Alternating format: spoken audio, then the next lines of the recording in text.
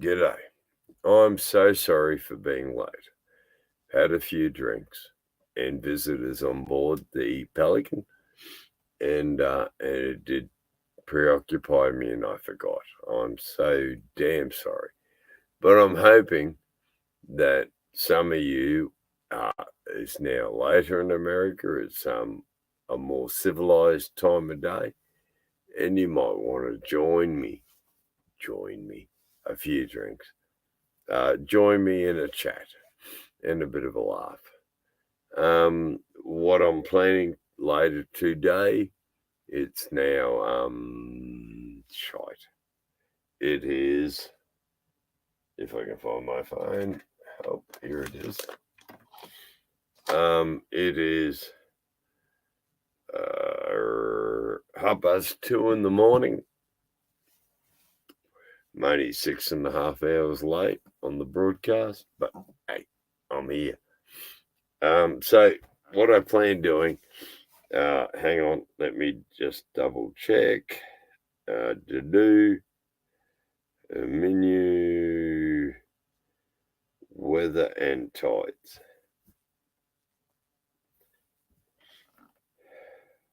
So at this point in time, at about 8 a.m., 5.5 hours from time now, till about 9 a.m., it will be the bottom of the tide, still water, just a perfect time to drag the anchor up on my boat. And then with an incoming tide, I'm going to fight the wind, which will be coming from the it'll be coming from the northeast, and yeah, it should be in. And then once the night comes, it'll be westerlies, and I live on the east coast of Australia, so westerlies will mean that the east coast of my country is no longer a lee shore, and that if everything goes pear-shaped and I fuck up, at least I'll drift out to sea rather than back into land and sink my boat. So yeah, I'm looking forward to that. It's an adventure, and it'll be the first time on my own. So yeah, it'll be special. I will try and get some sort of footage going. I've got a dash cam from my truck that, so long as I reduce the sensitivity of it, should give us a video to produce of how the Pelican sails at sea. And in the last month and a half, month and 3 weeks, whatever it is, since I've owned this boat, I have learned that she sails beautifully. She is like her namesake, a big, fat pelican floating through the waves. And she's a solid constructed boat built by an expert. And yeah, I think I will safely sail home tomorrow night and do another broadcast and release the videos of my adventures later today. And without all the rum cans in the background, of course. Don't want to give the authorities the wrong idea about the level of intoxication of the skipper. That could lead to trouble. But no, I'm looking forward to it. Moreton Bay is a big and wonderful place full of sandbars and shifting sandbars, and it's a dangerous piece of water. So my theory is, if I can survive for 6 months on Moreton Bay, there isn't, except for the north because it's cold, and the extreme south, which is cold, but being a good Queenslander, I should be able to handle the ocean, the Pacific Ocean. And yeah, I'm looking forward to it. the worst that can happen is I'll drown. Or whoop-de-doo, I'll be dead. Not like I'm going to give a fat rat's ass. I'm sure my babies would be upset, but they'd have a bit of a smile and go, "Your granddad went out in the way he wanted to." That is not the aim of this exercise, by the way. That's just me dealing with the realities. But my aim is to get around Moreton Bay, learn how to sail, and then head north, do a bit of a long passage up to, say, the Whitsundays, which is just full of these gorgeous backpackers. Oh my lordy, they are sweet little things. And hopefully I can convince them to come on board my ship and sail the Whitsundays, which is one of the most gorgeous places you've ever seen on Earth. And I will produce footage of the islands and the ocean, not so much the pretty girls, but they'll be included. Yeah. And then once I've survived that and haven't crashed my boat, given we'll be right in the middle of the Great Barrier Reef, which requires quite a significant amount of navigation skills to navigate through, which is, if you look at cell block D, that's about halfway up the cell block. And yeah, I'm looking forward to it. And then return to Brisbane, gear up the boat, make sure everything's seaworthy, and then we're heading to New Zealand, which is the nearest country to us, sort of. But it's a rite of passage, I suppose, for cruises, sailing cruises. And it's something I'm keen to do. I've made some really good friends with Kiwis on the North Island, in particular the Maoris. And I think I'll have a great time in New Zealand, and I'll bring you all along and show you what it's like to sail the Tasman Sea. Yeah, I've watched many hours of videos on sailing the Tasman Sea. She's a wild piece of water. She can be really mean, but I have a good, solid boat. And she's allegedly able to withstand 4+ meter swells and waves, and handle 8 on the Beaufort scale in winds. And after that, it's a case of hoving to and riding out any storms that come our way. Chances are we could fuck up and die, but something's got to fucking kill you. You may as well have a go on the way out. And that's how I'm looking at this, is that, I'm 64 years old. Choices. Chances of being alive for much longer are rather limited. It's something you learn to accept as you get older. And I want to have a go. I've always done it all my life. I've always stood up and had a crack. And just because I'm a wee bit older doesn't mean I'm not going to succeed in having another crack. And ultimately, I'd like to do New Zealand, and I'd like to circumnavigate Australia. To circumnavigate Australia, watching the innumerable videos of people doing it, takes between a year to 4 years to achieve. But I'm not in a rush. The longer I'm at sea, I reckon the longer I'll survive.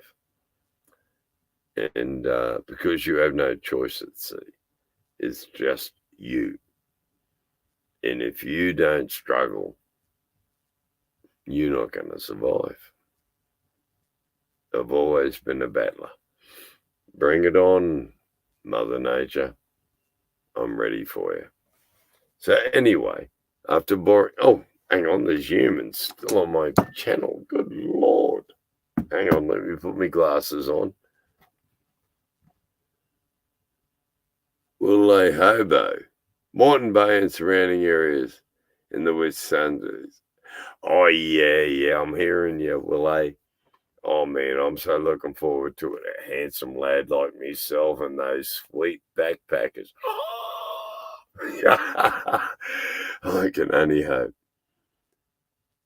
Yes, yeah, look, this boat is graded as an ocean-going boat. And so, yeah, I love them myself. I've been watching lots of them trying to work out how the fuck do you do it and survive. But sailing video blogs are just magic. And this will be a video blog of an idiot going to sea and surviving. Yeah, it'll be awesome, man. You'll get to see me fall overboard, fuck my ropes up.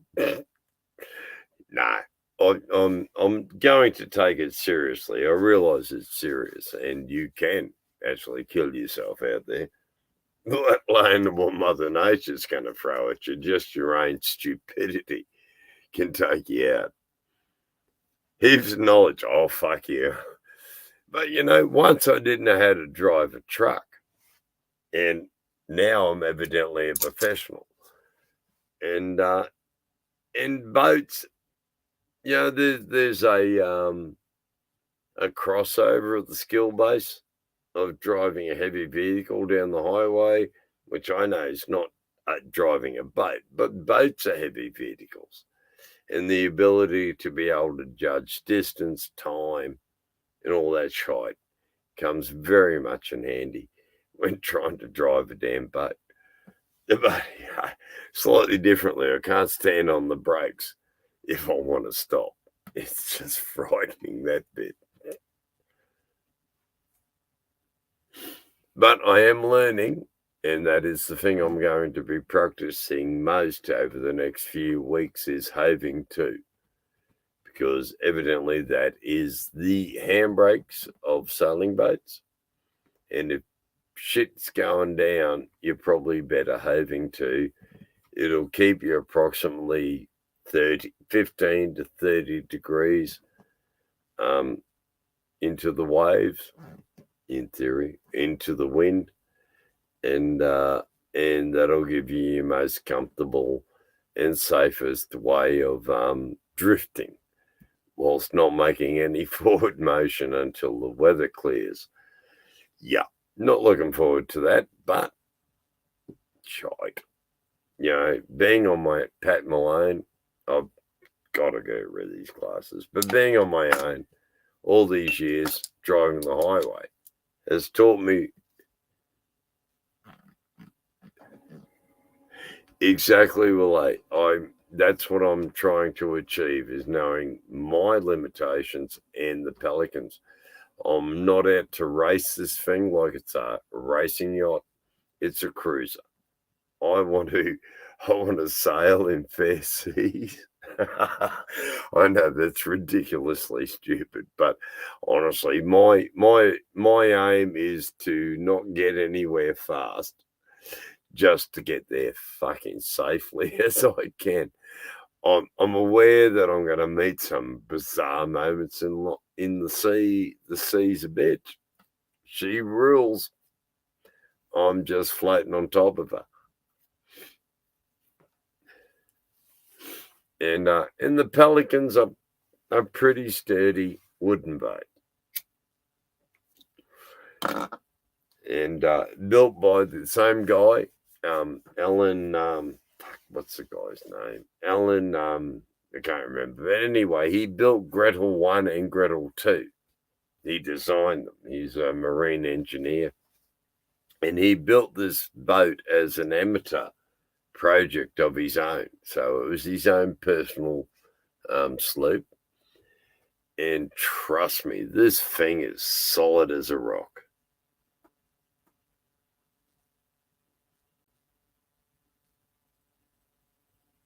Oh, God, yeah, man. Look, being a truckie, man, you learn not to stress about where you go. You know, shit happens. Sometimes you don't get there, sometimes you do. And that's what I love about a boat, is it doesn't matter what my schedule is. My schedule is going to be dictated by the wind and the tides. And I'm totally content with that. After years of, you've got to be here at X time, to being, I'll get there when I can. I think that's just perfect. And best, I'm an old furniture removalist, so we're used to picking people's dining tables up, fridges and all that bullshit and moving them. I'm on a boat. None of the furniture can be moved. No matter how much I want to rearrange it, I can't move the fucker. It's like a furniture removalist porno where the furniture is bolted to the floor of the house. Oh, you can't ask for better. Oh, yeah. Mother Nature rules the roost, man. At the moment in the Brisbane River, she's pretty nice, but last night she was 20 knot gusts, and it led to not a scary night, but it just led to an interesting one where the boat was kicking all over the fucking river and bucking around like the city ferry was continually driving up and down outside my boat, rocking it. Something very annoying. Trust me. I have made complaints. No, I haven't. I don't complain. But honestly, I feel like ringing the council saying, can't you make the fucking city cats go a little slower when they're going past their anchorage? Because, having my kettle land on the floor full of hot water doesn't impress me. But, hey, Mother Nature. No, I'm enjoying this adventure. It's something when I was a kid in boarding school and being bullied, I spent my time in the library and I read the entire C.S. Forrester Hornblower series, and it ignited in my imagination this passion to eventually sail a wooden boat on the ocean. And here I am at 64. I now have a wooden boat. Now I need to learn how to sail the fucking thing. But seriously, Hornblower was full of interesting information about how to sail a boat. I mean, we're talking about the old riggers, the brigs with square rigs. To sail them, you had to warp your yard arms to get that angle of attack in the wind. And here we are in a 35-foot modern yacht. And even a dumbass like me should be able to work out how to get at least a couple of kilometres an hour, a couple of knots an hour out of the boat without the motor on, which impresses me. I mean, but I'm an old truckie. If you got a diesel engine, you got a boat, use the fucking thing. Diesels will die if you don't use them, and they love to work. They really do. They like being revved. They like working under load. And, I've been driving diesel engines for 49 years. Trust me, you got to run them for a minimum of an hour and then idle them down for 15 minutes, then turn the fuckers off. And then when you're coming back to shore and you want to kick your motor into life again, when you're an hour and a half away from your destination, start your motor. Warm her up at low revs. Then when she's warm, hit your throttle, put it under load. Your diesel will thank you with loyal service and reliability. Yeah, man, it is. It's a childhood dream being realised, and I'm so stoked. And like, I never thought I was going to be in this spot, but my plan originally was to buy a block of dirt out Western Queensland and basically build a humpy and live out there. And then I had the heart attack, and I realised that that wasn't very practical. That a fair bit of hard physical work involved in knocking up humpies and shit. And I thought, well, I've got to have somewhere to live. And I thought I'll just buy a fucking boat and live on it. Cost nothing, anchored in a river. I have my beautiful city of Brisbane. Oh yeah. You got to make a diesel work. If you don't make a diesel work, it'll die. You got to hammer it. I've had many people over the years going, "Oh, you're revving the shit out of the motor." I'm going, "No, I'm not. I'm letting her have a head, and she'll run, and they'll run beautifully. They really will." Like, I've limped into into towns like countless numbers of dying diesels, and the one thing they love are revs. And the beauty of it is, of course, if the thing overheats, you simply reduce your throttle to zero and let it idle down, and it'll cool down. It's the opposite to petrol motors. Petrol motors overheat when you sit on idle. Diesel motors cool down. And trust me, I have limped some fucked up, seriously sick diesel motors home before. The ocean's no different. Still a diesel motor. If I can't solve it, it's probably something that needs a mechanic. And and then I've got sails. That's what I love about sailboats. Oh my lord. You don't really need a diesel. Like, my plan on Saturday is to go out to the eastern side of what's the name of that damn island? Green Island, and practice trying to sail off the anchor, which seems a relatively simple exercise, but if you've never done it before, it's downright intimidating. And but I mean, I've looked at the physics involved. It really does seem a pretty simple exercise, but I'm pretty sure it'll be a little more complicated than that, if not downright dangerous.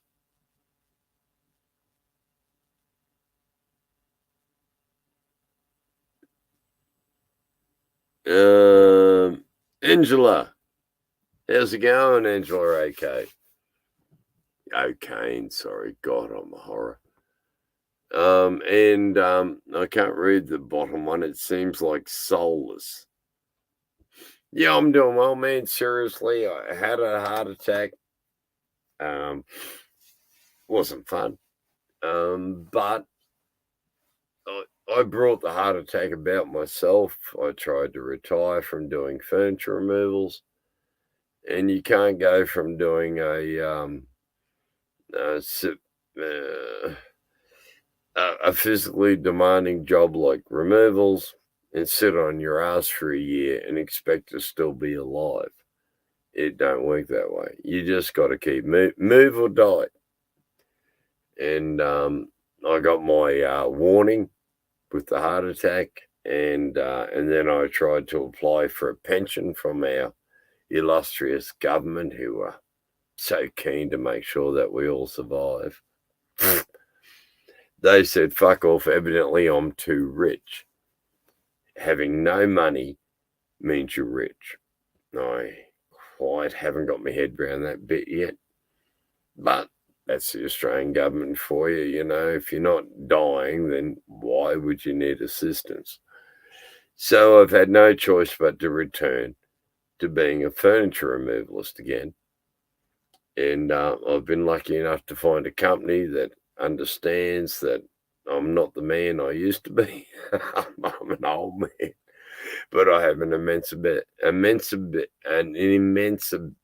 amount of skills and experience in the job, and I can teach people, and I can load trucks and unload trucks with my eyes shut, and that's saving my butt at the moment, and just as well, because the government basically fucked me around for 10 weeks and then said, sorry, you're not eligible.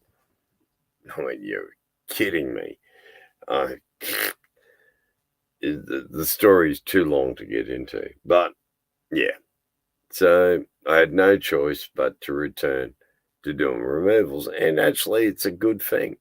I will once again get fit, which is probably not a bad thing to do if you're just going to try and sail a wooden sloop around the place. You need a certain level of fitness. I don't go figure eight. But, like I'm used to lifting people's furniture and their pianos and all that sort of crap. So, whilst yachting is physically demanding, definitely taxing on your concentration and your alertness, but so is truck driving. You got to be alert 100% of the time. You weigh a lot. You hit something, you're going to fuck it, or you're going to fuck yourself. And so I appreciate that concept.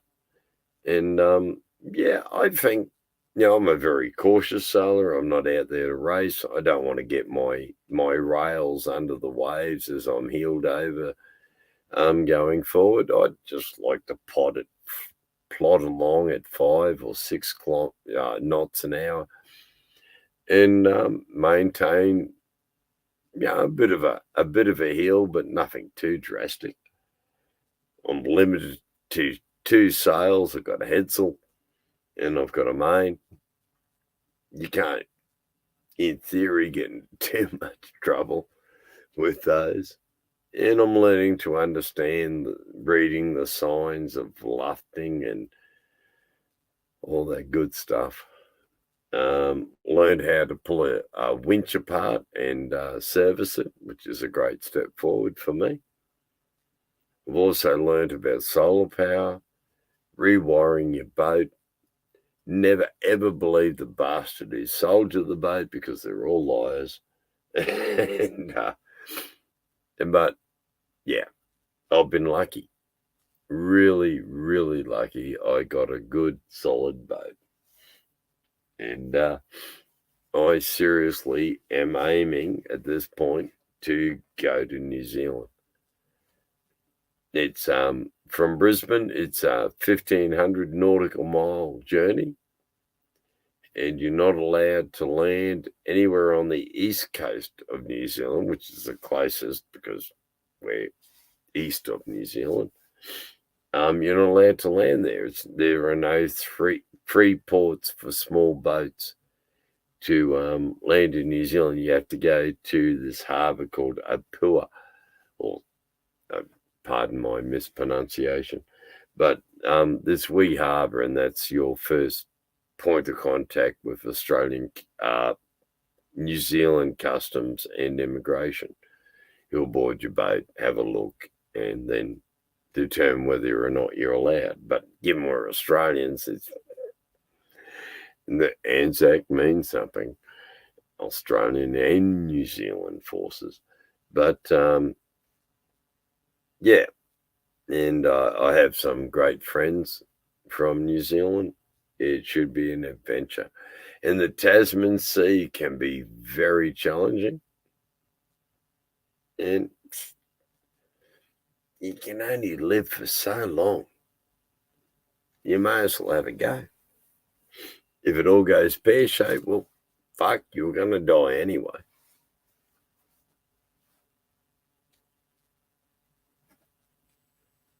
Formerly Aussie. Oh, fair enough, Aussie. How you been, bro? Yeah. Now, trust me, that's why I avoid Discord, because every bugger on YouTube has a different name in Discord, and I can't work out who the shit is who. whether I should be saying hello or saying fuck off, if you know what I mean. But yeah, no, I've got my chief engineer, Pelican's chief engineer, my ex-brother-in-law, who's a mechanic whiz, and he deals with the motors and everything else. Evidently, I'm in charge of sailing, which that's just frightening. But and then I have my chief electrician who's in charge of the solar systems and the alternators and all that shit. So I reckon I got it pretty well worked out that, they need me to keep them alive and they need to do their job to keep me alive. So it should work out. Plus, we're all old friends and we know each other and we can spend a great deal of time in close confinement together and still be pretty cool with each other without trying to throw each other off the boat. But it does require a amount of alcohol, which would probably be half the load, and the rest will be probably food if we got no choice. I mean, I'm not keen on food. A bit of a waste of time. Honestly, overrated. Tastes like shite. Comes out as shite. And so, yeah, I try my best to avoid it.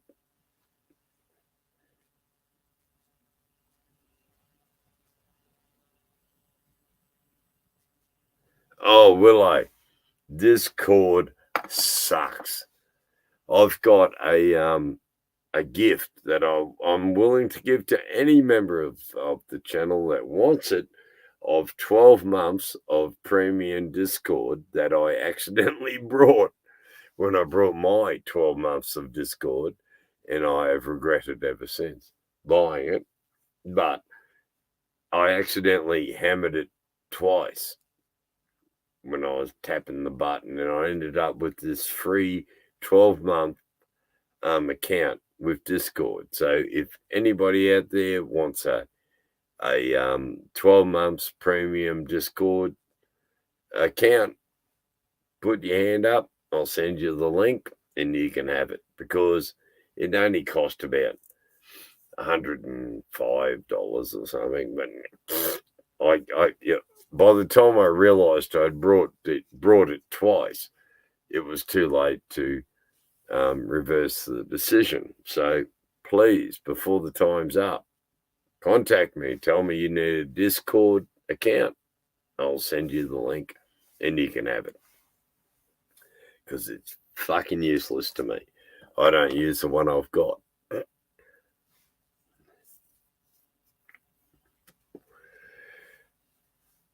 But yeah, Discord is a personal taste thing, I think. But yeah, I get totally confused because every bugger's got a different name, and there are definitely less controls over what's said, shown, and shit, which doesn't worry me. But some people get offended.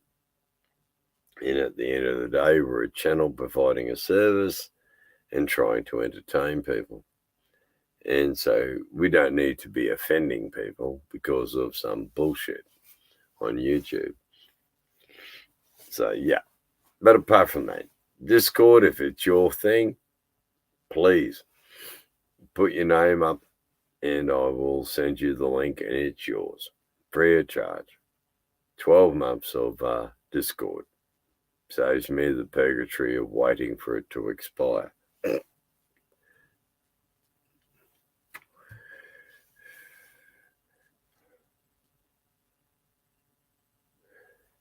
I've got to keep putting the old glasses on to read what's being commented. Yep, nothing's been commented for a bit, but never mind. What the hell's going on this channel? Not 100% sure. So interesting. That's why I wanted to share it with you guys. Just bear with me. I'm admitting I'm just Here we are. Lawler's corner 40. Good Lord, I'm back. Now I'll just kill the noise, go to StreamYards and say g'day. But well, that opening picture is looking from within the cabin back towards what you can see now, minus the rum cans and the microwave, to the cockpit of the boat. As you can see, it's a helm steered vessel. It's not tiller, thank God. You can stand, sit, lay sideways across the boat and still control it. And sometimes laying sideways across the boat's necessity, given it's laying over at such an angle. And I've been there a couple of times so far. It hasn't impressed me at all. Scares the crap out of me, and I tend to let go of the main sheet immediately. It starts feeling over that bad. But yeah, I'm learning. I'll get there. Yeah. The worst that can happen is I might sink a couple of littler boats on the way out, but they shouldn't have been there. But nah. I take this shit deadly serious. I've been learning up, studying up on the laws. I mean, it's just like driving a truck, man. You kill someone out here, you're going to get charged with, negligent sailing, I'm assuming, but you would still be charged with dangerous driving of some form causing death, and you're going to go to jail for an extensive period of time if you're found guilty. So it's no different than being on the highway. You still have these incredible responsibilities, and you have to be sensible and thoughtful of what you're doing. And in particular, especially if you're like me and you haven't got a fucking idea of what you're doing. So my theory is approach nothing at speed and think a lot about what the fuck you're up to. And hopefully that'll keep me alive long enough to survive Monday morning where I have to go to work. I'm not impressed with that shit. Seriously, I retired from doing furniture removals. I lasted 3 fucking days. 3 days before I had a heart attack from sitting on my bum. And I mean, fuck off. At least you should get 2 years of retirement before you die. But 3 days, that's a bit rugged. And I went, nah, fuck that shit. I want another decade. And I reckon I'm entitled. But the only way I'm going to do it is by continuing to do furniture removals. Fuck me. You Americans would refer to it as movers, is the term you use to describe people that move your furniture from house to house. But here they're called removalist. And it's a hard job. No, all jobs are hard. It's just that this one's particularly physically demanding. And it's all about fitness levels, all that bullshit, strong core central muscles and all that crap.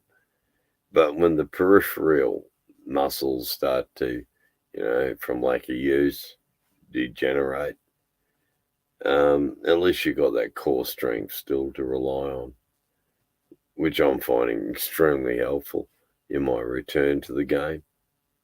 And I reckon in another 2 weeks, we have school holidays here in Australia, in Queensland at the moment. So for the next 3 weeks, it will be extremely busy, and I'll be out busting my ass, humping people's furniture up and down stairs. Not impressed with that part, but I'll make some good money, which I'll be able to invest in Pelican and make her that much more seaworthy and ready for her next adventure, or our next adventure. And I'm sure if I look after her, she will keep me safe. I a firm belief in that. After, I've taken her out in 2-meter waves and swells, and she just eats them. She doesn't bob over the top. She slams through them. She's a beautiful boat. 8,000 kilograms in the keel, in scrap metal, evidently. Although it's not very deep. I've got a draft of 1.55, which is pretty good unless you live in Moreton Bay, which is full of sandbars and evil shit that reaches out to bite your boat. I've so far hit the sand once, and had enough, thank God, now to realise the shit I was in, and went immediately hard to port with the throttle opened up, and went back to the channel that I didn't even realise I had left. It's called observational skills, something I'm learning. But yeah, that was scary. But if you sail a boat or drive a boat in Moreton Bay, you can expect at some point or another in your career to run solidly aground, where you're going to sit there for the next 6 hours waiting for the high tide to lift you off the sandbar and move you on. That evidently is just called Moreton Bay. She has sunk many a boat. There was a guy here in Brisbane who sailed around Moreton Bay called Vic Hessler. He was a shark hunter in the early days. He gave up hunting sharks and ended up becoming a supporter of the conservation of sharks. But back in his early days, old Vic Hessler had this massive, I think it was a 20-foot half cabin motor cruiser sort of thing. And he hooked this fucking great white in the middle of Moreton Bay. It dragged him around the bay for 4 hours before he was able to pull it up and tie it to the side of his boat and drag it home. And it was so fucking big. It was the biggest white pointer caught in Moreton Bay to that date. And he cut the jaw out of this shark and made that the doorway into his Vic Hessler Shark World Museum up at Budrum or somewhere up the North Coast. And I remember going there and taking my daughter there, and she's so freaked out she would not walk through the jaws of the shark. And I must admit, it was fucking intimidating. But yeah, I had this fear of sea creatures, krakens, and all sorts of evil things that hide in the ocean. Let alone the 80-foot sea containers floating a couple of feet below the surface. I don't know why I get nervous thinking of passage planning. I reckon you really need to do some research and find out just how many sea containers have been lost recently in the area you plan fucking sailing. Because you hit an 80-foot sea container, it's going to rip the bottom out of your boat. You're going down before you can react, and the chances are you won't survive, which probably explains a lot of missing sailors in the oceans of the world these days. Because believe it or not, the ocean is absolutely full of sea containers that have fallen off boats. And about here in Brisbane, we are for the 3rd year in the row having a La Nina event. Now, there's La Nina, which is the boy, and there's La Nina, which is the girl. Now, the La Nina means that you're going to have incredible amount of rain, massive flooding, all that sort of shit. For 3 years in a row, we have suffered from a La Nina. A La Nina means that you will have a drought and there'll be no fucking rain, which you got to wonder which is the more evil of the two. But The part of the Brisbane River I'm anchored in. Last time we had a major flood event last year, 2 people drowned that live aboard boats in the river where I am at the moment. So my plan for a flood alert in the Brisbane River, which is honestly to be expected within the next month or so. I am going to be fleeing the river and heading out to sea. North, south, whichever way seems less nasty than the other will be where I'm heading. But it's a combination of sea currents, temperatures, and winds and shite. And it'll mean that given the strong trade winds to the north of us and the winds that are pumping it down south means that the air will become extremely moist and we will have flood strength rain. And then, of course, we're now starting to wind up to our cyclone season. In America, you'd call that hurricane season, but here it's called cyclone season. It tends to kick in around December. January is the worst part. And cyclones said so. Turn your motor on, run like fucking the opposite direction is my advice. But hopefully weather predictions aren't going to be terribly inaccurate like they normally are. But between that and reading the weather maps, I should be able to determine when's a good time to flee and find somewhere to hide and where to hide. But, that's a skill that I'm going to learn as I go along. I've already experienced what it's like to make the mistake of anchoring in something that's normally a beautiful, safe anchorage, but getting it at the wrong wind and the wrong sea state, which led to an entire night of having the bow of my boat being thrown 15 feet into the air and then hammered down the other side while under anchor. And that was interesting, but lesson learned, read the winds, read the currents, and read where the fucking island is. And then choose the right side of the island to hide on. But it was an adventure. It was a learning curve. It was great to experience that amount of turbulence and upwards and downward motion. I got seasick in about half an hour after the sea state turned bad. And I went below deck, slept in the quarter bunk for an hour, right as rain, up on board, sailing again. But, that's something I've just got to learn about.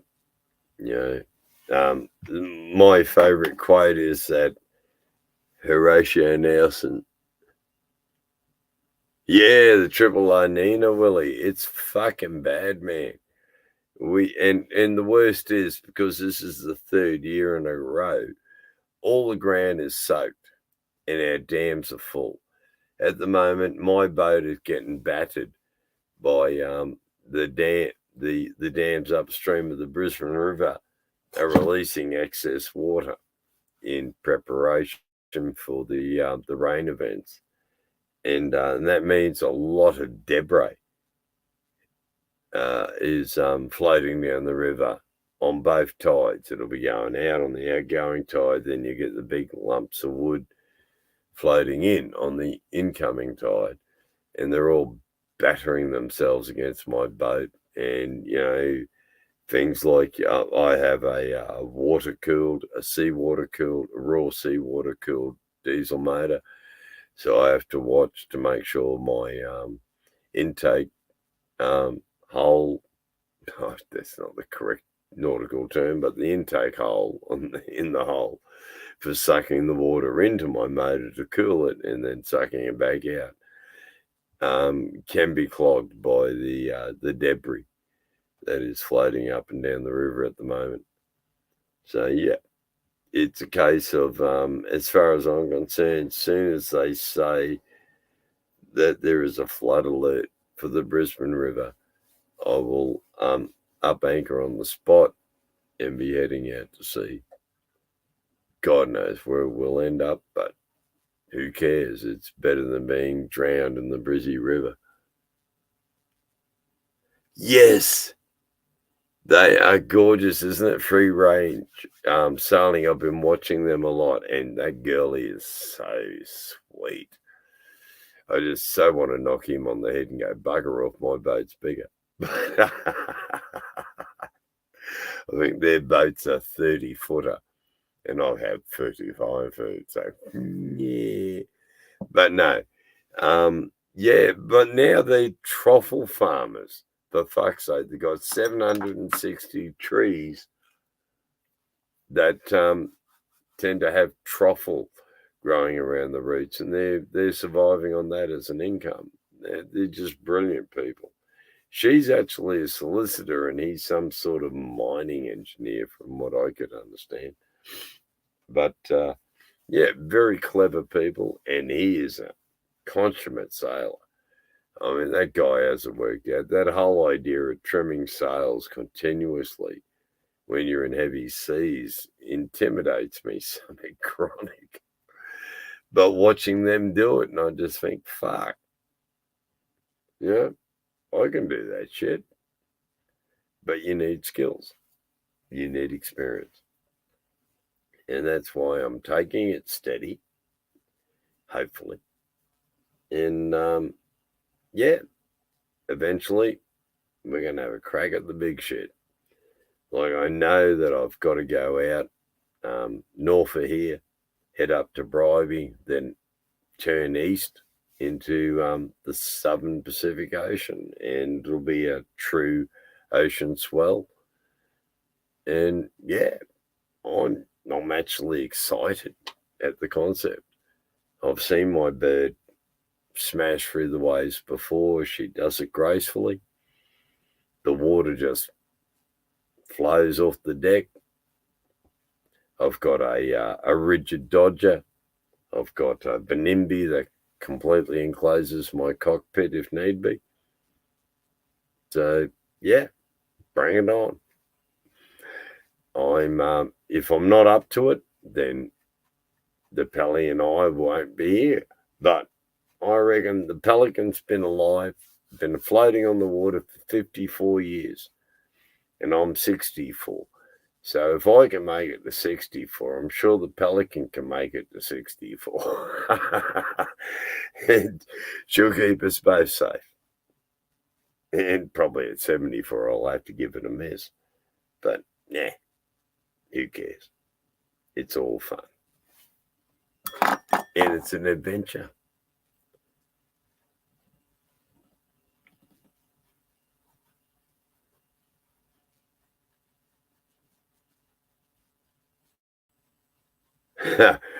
Yeah, I'm not quite sure of the Bostonian reference there, but yeah, man, you got to give it a go, eh? Yeah, you stay still. What is it? Rolling stones gather no moss. And when you get up to my age, sitting still will kill you.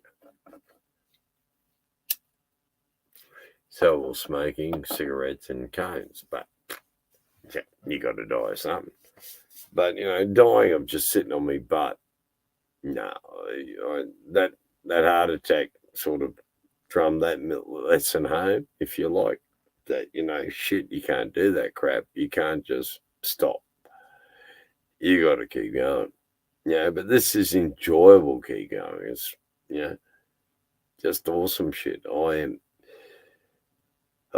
can't describe the stress relief of living aboard a boat. No rent. I'm surrounded by apartment buildings that pay $1 million plus for the same city views that I get rent free for living in the Brisbane River under anchor. I have no electricity bills. I've got solar panels, wind generator, and an alternator on my motor. So no electrical bills. I can get fresh water from the city council jetty on the other side of the river. So I have no water bill. I have no rent. I have no electricity bill. It makes life livable, especially if you're limited in your income. And if you're not limited in your income, then that means you can spend a lot of money on your boat, which I didn't understand until a month or so ago. What they meant by boat stands for bring out another 1,000. I have spent thousands on this goddamn boat, and I have thousands left to spend. But that's what boat stands for. Bring out another 1,000. I didn't realize that before I brought the damn thing. Oh yeah, it is a labour of love, man. I love the Pelican. She is a beautiful machine.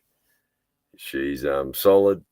She'll look after me if I look after her. If I fail to maintain her, then I'll probably end up in the shit. But I don't know. She's that damn solid that I'm disturbed how I will freak out when it's big seas, but I'm not worried about how the Pelican will handle it. She will handle it. It'll only be if I fuck up that will be immortal danger.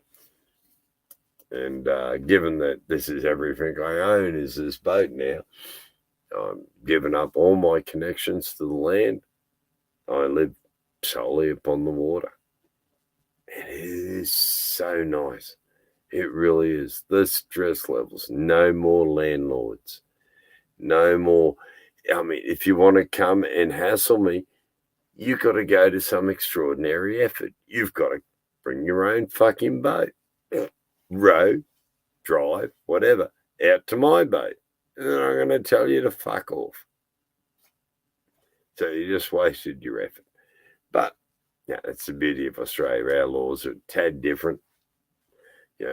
Debt collectors, you just go, don't know who you're talking about, fuck off. Nothing they can do about it. They've got to fuck off. Love it. But not that I have debt collectors chasing me, but yeah, life is a bitch. But yeah, this beautiful, beautiful boat. And she is lovely. But at the moment, I'm tossing up. I've got to repaint her. She hasn't had a paint job for a long time, evidently. And I'm thinking, well, should I paint it so it looks like a Pelican, black and white? At the moment, she's blue and white. And all my Benimbi and my window covers and all that crap are blue. But I reckon black and white and put a big-ass pelican eye and beak at the bow and sort of make the rest of it look like the feathers of a pelican. I think, yeah, that'd be a pretty nice bloody paint job on my boat. Not that hard to achieve. And it'd just be awesome. Like at the moment, what I'm doing is chucking out fish and bait and shit to encourage the pelicans on the Brisbane River to come visit me boat. So I can go, look, see, she's a pelican. They're all hanging out together. But evidently there's about 20 or 30 pelicans that live in this section of the river. And yeah, like I say, I'm hoping to win their confidence, get them to come visit my boat regularly, and hopefully not shit all over my sail covers. Although they do that a bit.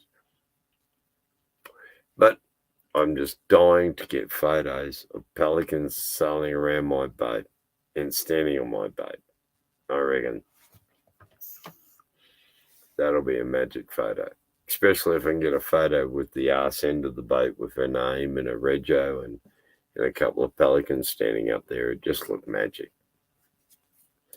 I may have to kill a couple of pelicans and wire them to the rear rail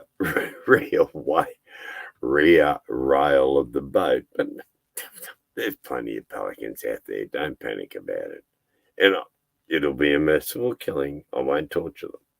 But I will wire their feet to the rail of the boat to get the photo. That was a joke. Don't take it serious. And I've got to put my glasses on again. God damn it.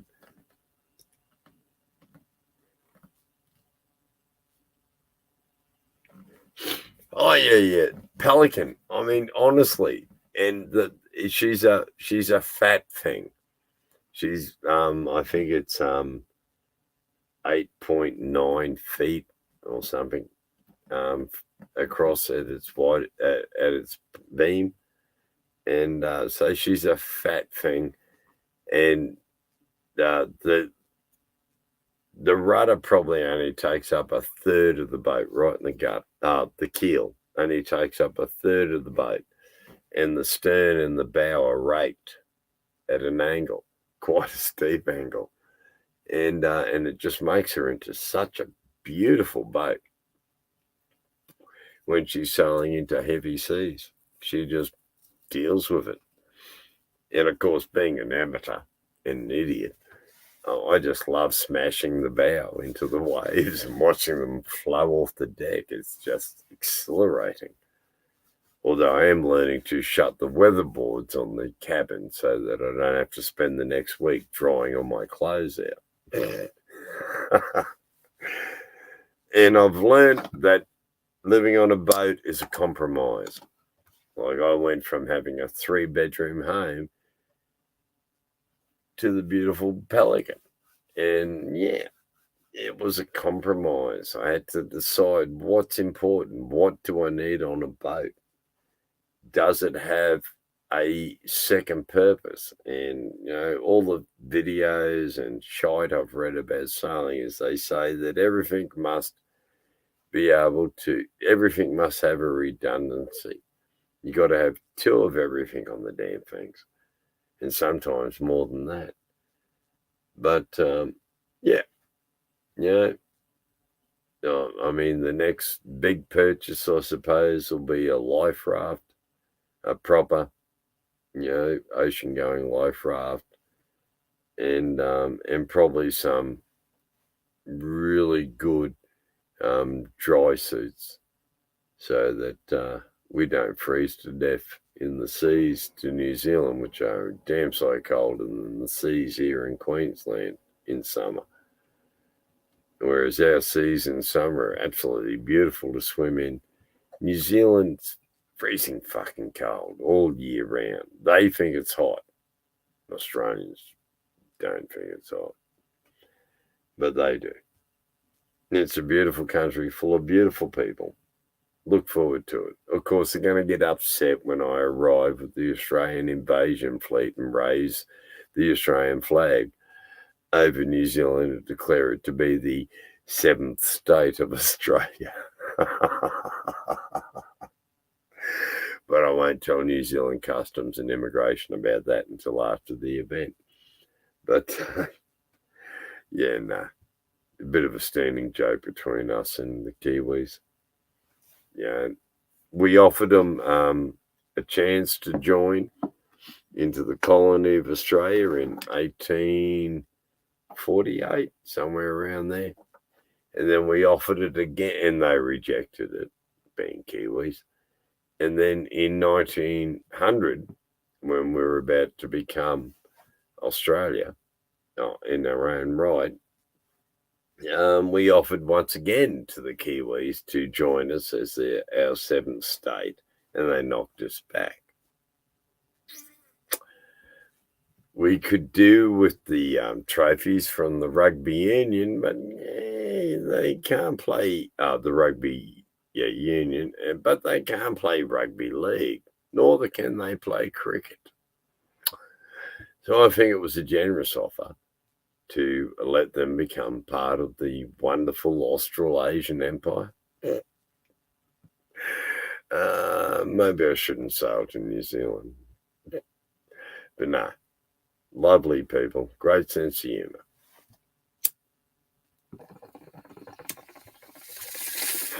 Before you all panic, that is not marijuana. That is tobacco. Yep, thank God there's not a lightning storm. I wouldn't survive long.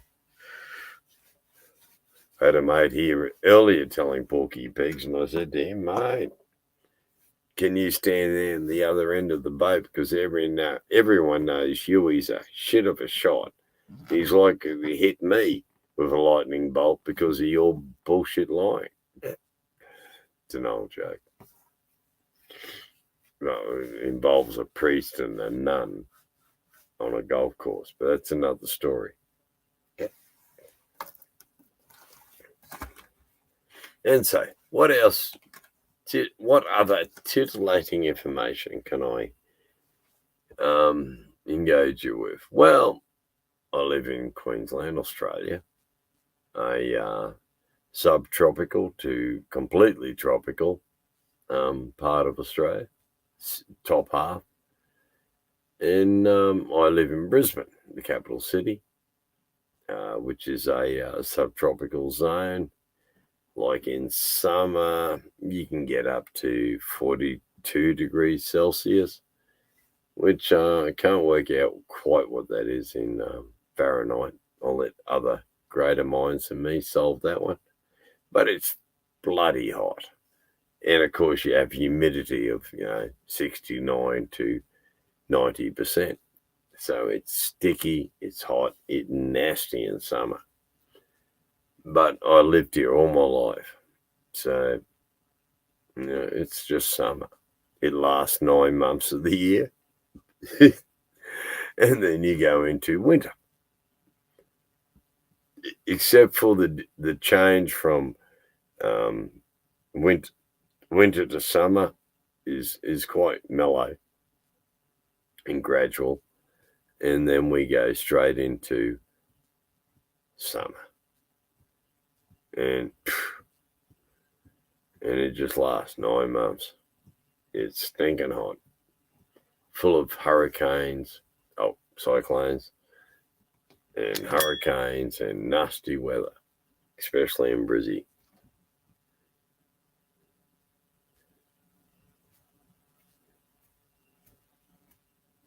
Yeah, I'm a bit of a nerd when it comes to technology, will I? And I've got Navonics, I've got Ray Marine. I have my diesel cam from my damn truck set up on the windscreen of the boat so that it records the dash cam footage of the boat sailing, and also gives me my location. And it always tells me that I'm on a ferry sailing around the place. But the best part is my iPhone interprets the rock and roll of the boat as me riding a bicycle. And last week it said I rode a bicycle for 14 kilometres. If I rode a push bike for 14 Ks, I'd be fucking dead at the side of the highway. But I do love it. When I had to go visit my doctor last week, I said, look at this, I'm getting plenty of exercise. I've got 14 kilometres of push bike riding. And she went, Greg, you don't ride a push bike. And I went, no, I don't, but I sail a boat. And evidently the rock and roll equates to riding a push bike. So I'll accept that. Obviously, I'm doing my exercise to prevent my next heart attack. The only thing is, I made the most ridiculous statement of my life. I spun around to my doctor and said, I'm going to buy a boat because it is so stressful leaving to sail a boat. It's just beautiful out there on the water. It's lovely. It's stress-free. Then I brought a boat for the first time, and I've never been so stressed in all my fucking life. Seriously, I laugh every time I think of me naively telling the doctor that I had this stress-free life plan. Seriously, stressful. Good Lord. But wouldn't swap it for quids, honestly. Best move. I should have done this 20 years ago. honest. I would have had such an adventure right up to now. But I plan riding this adventure out to the end. We have no choice. You're not going up. No one gets to leave the class early. You leave when you're told to. When life says, yeah, you've had enough, fuck off. But, yeah, I reckon I've got a good 10 years left of me of belting the shit around the oceans of the world going, yeah, they need an Australian influence here. Sorry, Willie. Yeah, thanks, man. I appreciate that. AIS, yes. Yeah, that's something I'm getting my head around, AIS. I mean, I love it. It's a great thing, but the regrettable part is not everyone has AIS. My boat doesn't. And given it's a wooden boat, it doesn't present a radar signature. And so, yeah, AIS is important, especially for my wooden boat. But that's a little further down the track when I get a bit more work and a bit more damn money to spend on the boat.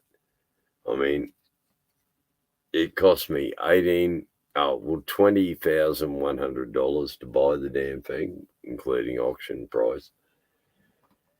And I would have spent another 10 since then. And now I'm broke, back at work, trying to earn money to spend more money on the boat. But yeah, like you said earlier, it's a labour of love. And I love my old girl. She is quite good. I'm learning about condensation in boats. My God, there is so much water in this thing. And it's a wooden boat, so they leak anyway. But my bilge pumps go off probably once or twice within an hour. They go for about 3 seconds and then they stop. This old girl just keeps floating. Although I did, in the second week of owning the boat, wake up one morning now to wade through 3 to 4 inches of water filling the bottom of my boat because the battery had died and the bilge pump stopped. It wasn't exciting, actually. I dealt with it really calmly. I just woke up, put my feet out of the bed and splashed into the water and went, oh, that's not good. And immediately made my way to the back of the boat and started the motor, which kicked in the bilge pumps. And 20 seconds later, there was fuck all water in the boat. And within 10 minutes, there was no water within the cabin of my boat anymore. And ever since then, I've had this preoccupation with keeping my batteries charged. Like the day before yesterday, installed my solar system to replace the old solar system, which was using some antiquated technology. There was water in the solar panels, and they were just fucked. They were producing absolutely zero charge. I have a wind generator which was producing 7 amps into the controller, but putting out about 1 into the batteries. Something I'll have to dig into later. But I've just installed a solar controller. Oh, yeah. Oh, 100% will I. Mate, I'm learning that. I've got 3 bilge pumps in my bilge, but my bilge is honestly that deep. So it doesn't take much water to suddenly inundate my cabin. And yeah, it's scary. But yeah, I have 2 brand new bilge pumps, and I have an emergency 240 volt bilge pump that should pump out. It's the pipe on it's about 1.75 inches. And I reckon if I can't keep the boat afloat at that point using that, then it's probably going to be time to call Mayday and abandon boat. But given everything I own is this boat, I reckon I'll probably just sail it down to the bottom and float back up. But then I'll probably change my mind at the time. Oh, yeah, solar's just awesome, man. Like, I only just got it all connected up. And I'm sitting there going, oh, my God, free electricity. First time in my life, I'm getting the fucker for free. Yay! Plus, I have a petrol 2 kVA petrol generator that I like to run just to keep my laptop charged. And at some point in the next week, I've got a 1500 watt inverter to install to give me some sort of power. So one, I can recharge my laptop, and two, run my microwave to cook my tucker. And yeah, it should work. I've got two massive house batteries. They're AMGs, but that's all right. I've got two fridges. One's an Ingle that's built into the boat, and it's quite a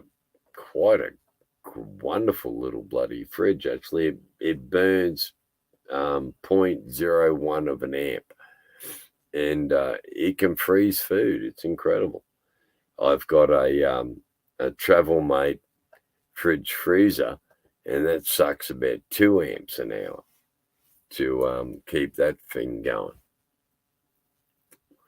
But yeah, still worth it. Extra tucker. And and I've never seen so many hidey holes as there are in a boat. My God, there are doors, trap doors, odd little things I still haven't discovered. I'm still finding shit in this boat that I just go, wow, really? Didn't know that was there. Still haven't quite worked out where all the seacocks are. Then evidently that's a really important part of sailing, is to know where the openings are in your boat and how to turn them off when things go pear-shaped. But I'm learning.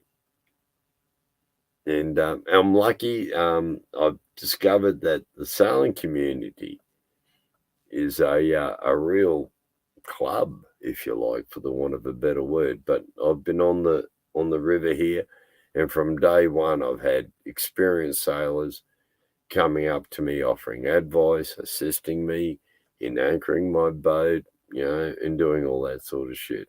It is a real community here on the river, and it's beautiful. It's great to see humans just helping each other selfishly, because we're all in the same boat, if you'll pardon the unintended pun. But we are. We're all in the same boat, and we're all in the same damn river. If we don't help each other, well, people are going to die. You might lose your own boat being hit by another one. It's it's reinvigorating to meet people that are willing to help for no ulterior motive, except to simply help another boat person living on the river. I like it. And that appeals to my Fabian socialist viewpoint on life. That, we need capitalism, but we need to balance it.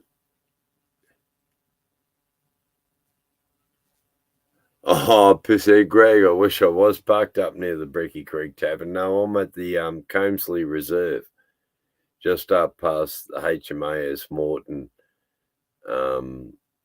naval base in the river there. I'm on the southern bank of the river, and probably a 2-minute journey in my dinghy with my wee trolling motor to the jetty at the Comesley Reserve, which has a toilet, which is very important because you're not allowed to use your marine toilet if you live in a river. I can understand why, but still a little inconvenient.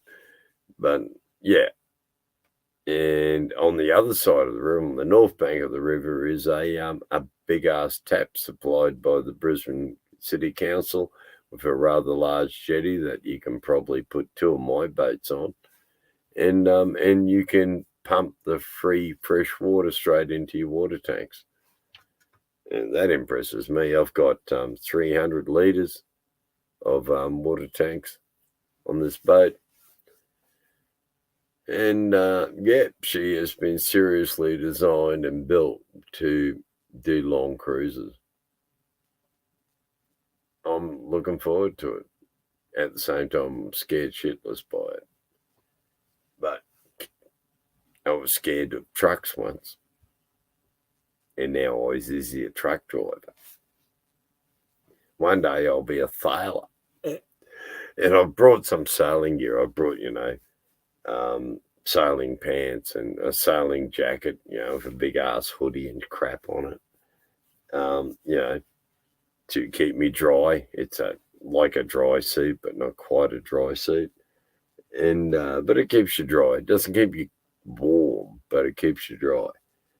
And I like that, but I call it my gay sailor suit. And then I have my gay sailor shoes, which are these slip-on things you wear when you're wandering around on the deck in the wet with great grip. But they're my gay sailor shoes. And I know at some point I'm going to walk into the wrong yacht club and make that joke. It's not going to end well. But if you will just excuse me for a moment and just chat amongst yourselves, I've got to nick outside and talk to the unemployed. Back in a minute.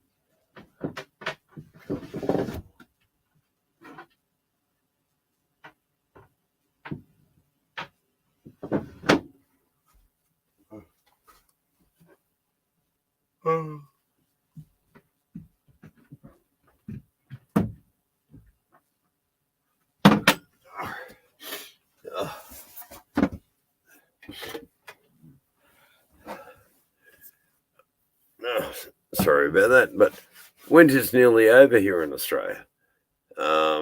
Next week, I think on Wednesday, it's going to be 30 degrees Celsius. Sorry, I can't break that down to Fahrenheit for you, but it'll be bloody hot.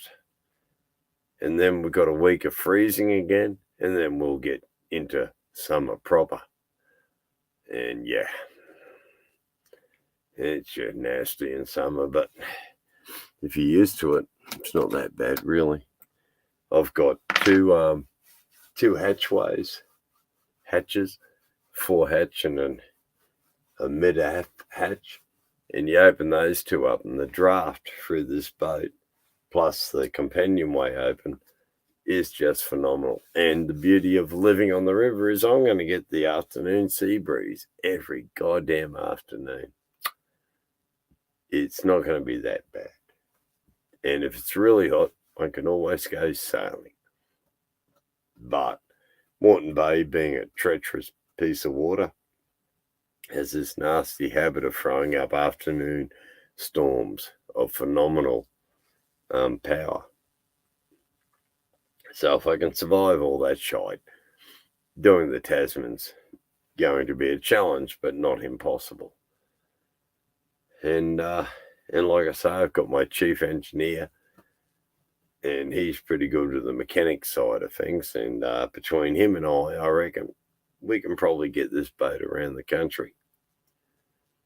It's only 5,000 kilometres of coastline, with the Arafura Sea to the north of us, which is absolutely evidently chock-a-block full of tiger sharks who are aggressive motherfuckers who like eating people. But I don't plan ever stepping off the boat into the water. I like sailing. I'm not into swimming. And sharks, Now, I had to deal with them for many years. I wouldn't piss in their ocean. They wouldn't drink in my pub. I've broken that deal now. So the sharks have got me targeted. I do not plan going into the water. I do know that if you have a sailing boat, occasionally you've got no choice but to get in the water and sail and swim under it and do all sorts of crap. Yeah, I'm getting ready for that. It's climbing the 10-meter tall mast that scares me shitless. And there's those stupid stirrups that you climb up. That's just frightening for me, man. I get a nosebleed on a 3-foot step ladder. And I'm telling myself that I'm going to successfully climb to the top of this mast. I have no choice. One, my ankle light is busted on the top. And so I need to go up and fix that. Plus, I need to work out, I've got about 6 different aerials up there, and I haven't got a fucking clue what any of them do. So I have to get up there and find out what they do. Plus, I have to find out, like, my wind speed indicator is seized. So I don't know whether I need to replace it or I just need to WD-40 the damn thing and free it up so it can tell me what the damn wind speed is. And then for some unknown reason, there is no wind vane. I find that really strange on a sailboat, not to have a wind vane. But there is no wind vane at the top of my sail, at the top of my mast, which makes it interesting because you have apparent wind and true wind, which I've been studying up on recently. And yeah, I can understand why there's a difference between the two. So you need a wind vane if you're going to sail efficiently. And I think the best we got out of this old girl so far, under sail and motor, is 10.8 knots. You know what I mean? In my opinion, it's pretty fucking impressive for a large wooden boat. And, it's not up there with motorboats and shit, but for sailboat, at cruise speed, I mean, we're heeled over a fair bit, but yeah. And we were sailing into 2 meter seas. It was incredibly exhilarating, shall we say. Some people would say pucker factor of 7. But I was too busy to be worried about fucking up because I just had to keep on top. And yeah, I mean, that's what it's all about, isn't it? Being on top, experiencing adverse conditions.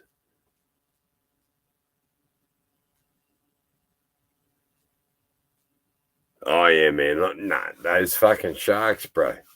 Will they? Those things eat people. And ever since the tsunami in 2000 in the Indian Ocean, over 200,000 people went missing into the ocean in one day. All those goddamn sharks have been eating humans throughout the whole thing. Now we're on their fucking list of diet. I plan staying inboard, not outboard. if I can help it. Like, I'm not a strong swimmer, so it's night time at the moment on the river. Although I just in blatant opposition to that. But what I try to do is always wear my life jacket when I go above, out on the deck at night, especially if I've been having a few ales. It gets a little dangerous. And like I said, 2 people drowned here in this stretch of the river so far this year. One during the floods, and another one was a silly bugger who got drunk and staggered out onto his deck, lost his balance, fell in the river. They found him 2 days later, washed up on the river bank further upstream, further downstream from where we are now. That's the water. It's dangerous shit. You don't want to drown, wear a life jacket. I look like an idiot. I wear mine every time I get in my dinghy. Every time I start my motor and I start to go underway, my life jacket's on until I go below decks, and then I'll take it off. If I come up on deck and the boat's underway, it's life jacket's on. I do not have the swimming ability to save myself if I fall overboard for any great length of time. So, life jackets. And I mean, it's not a bad idea. I mean, we're all so used now to wearing seatbelts. And they're just seatbelts for boats, is a life jacket.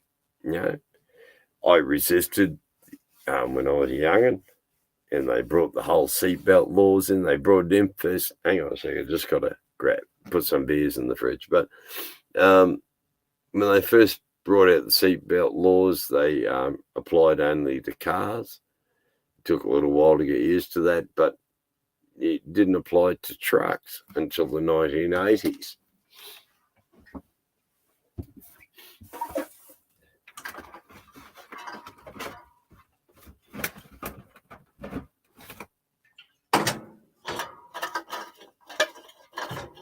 Yeah, anyway, the 1980s, and I fiercely resisted being forced to wear a seatbelt while I was driving the truck, because I worked on the theory back then that I didn't want to be strapped to the front of 20 odd tons of moving metal, and that your better chance was jumping out of the truck. But experience and research has proven to me that that's basically suicide. Jumping out of trucks does not work. You will die. You'll be run over by your own truck. Not my idea of a pleasant ending. And so, essentially, seatbelts are your best friend. They will keep you alive. I smashed my old Valiant, VF Valiant, when I was living in Hobart at 70 mile an hour, about 120, 130 kilometers an hour in metric. And I slammed into a concrete culvert, nose first, in my old Valiant. It moved the engine and the whole front end 2 feet to the left. I was left looking at my right-hand mudguard here on my left-hand side, and I was looking at a vacant space where the front of the car existed previously, and survived. Obviously, I'm here. But, and that's what saved me, was the seatbelt. If I hadn't have worn the seatbelt, I would have been spat straight through the windscreen of the car and head-butted a concrete wall at 120 kilometers an hour. I know I've got a hard head, but even I don't think I would have survived that. An important lesson: always put your seatbelt on. And an equally important lesson in the maritime scenario: if you're underway, you're crossing a bar, you're above decks and it's a bit rough, put your fucking goddamn life jacket on and attach your lifeline. Just like driving a truck, you get to be an old cunt like me, because you were smart enough to put your damn seatbelt on. Lifelines and life jackets are the maritime equivalent of seatbelts and airbags. Well, the airbag reference could be a little hard, but you know what I mean. Safety, paramount in all my decisions in this boat. Oh, there's my bilge pumps going again. I never thought the sound of bilge pumps going off would be comforting.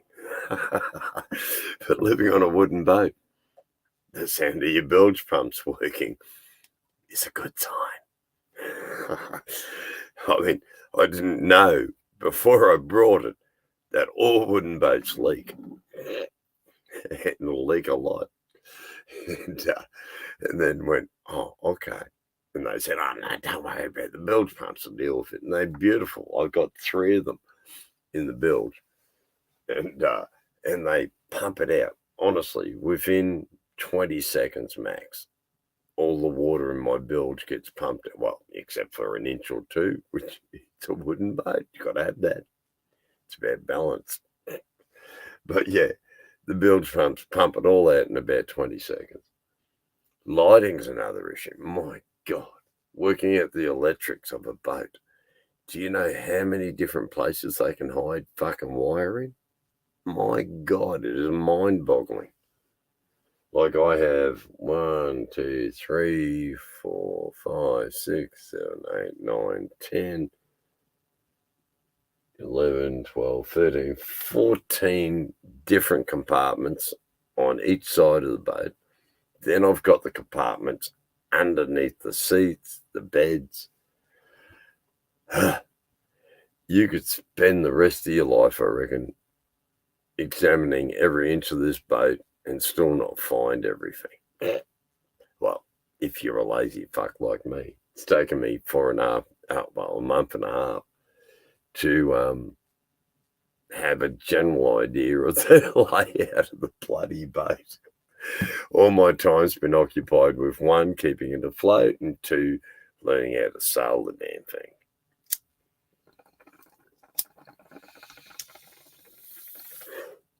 Of course, spending a fortune getting the thing seaworthy. And learning that when you buy a boat, do not believe at all anything the guy selling you the boat has to say. They are lying scoundrels. This guy sold me the boat with, he said, 40 meters of chain and a beautiful plow anchor, 32 kilogram plow anchor. And the only problem was he tacked 10 meters of brand new chain onto this old, rusty, crusty, nasty bit of chain.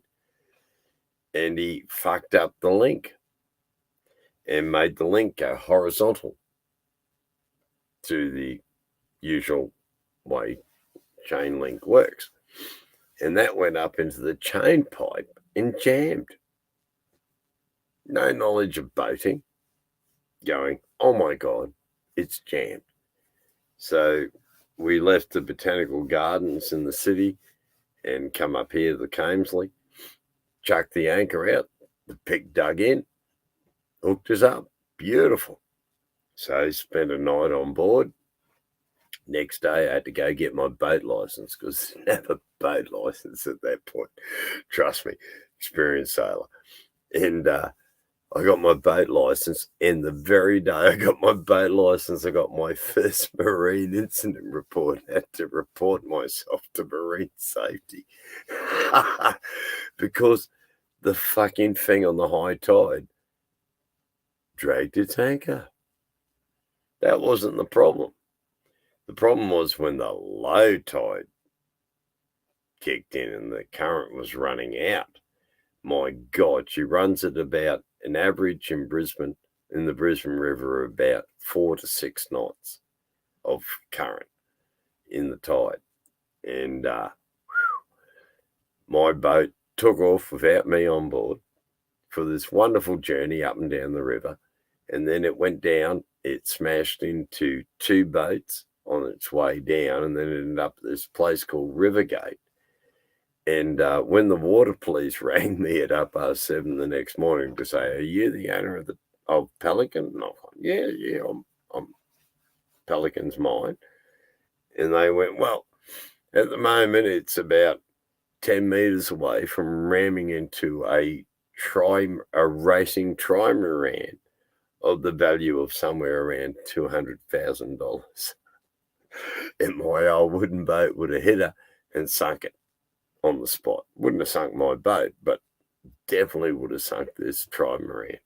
And then marine safety eventually arrived with a tow vessel and towed Pelican away, and then put it under this big ass bridge we have in Brisbane here called the Gateway Bridge.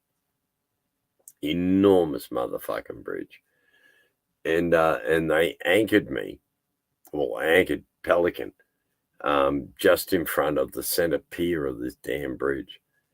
And I had to deal with no experience of the sea and anything, trying to cross the Brisbane River with a 42-pound thrust trolling motor on a little 3-meter dinghy and cross the Brisbane River in 25-kilometre-an-hour winds, which I think is about 10 knots, 15 knots, something like that.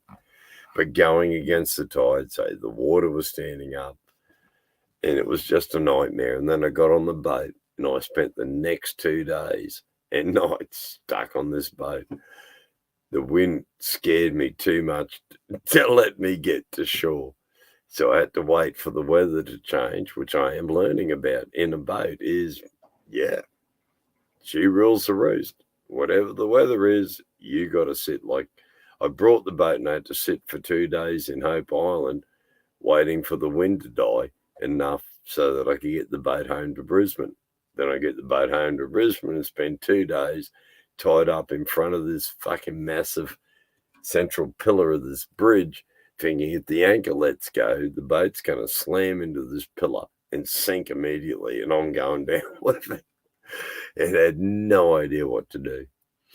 So once the weather calmed, I got someone else to come on board, and between us, we raised the anchor, and then the anchor winch failed. That's great when you got, 40 meters, well, at this point, 10 meters of chain. We had to get a chisel and beat the fuck out of this chain to bash it back out of the chain pipe. Then we went down and examined it and saw what the problem was and went, "Oh my God, I've been screwed." And so it cost me $1,000 for 50 meters of 10 mil anchor chain. I couldn't believe it. I thought, oh my God, they were right. Boat means bring out another 1,000. And for those first couple of weeks, every day was $1,000 day. Something else had to be fixed. Something else needed to be done. And even after spending all that money, I got to spend probably another 10 grand to get this fucking boat into the condition I need it to be in to make me feel safe sailing the Tasman. But I'll get there. I'm a removalist. On average, we earn $800 to $1,000 a week. You got to do a lot of work for that.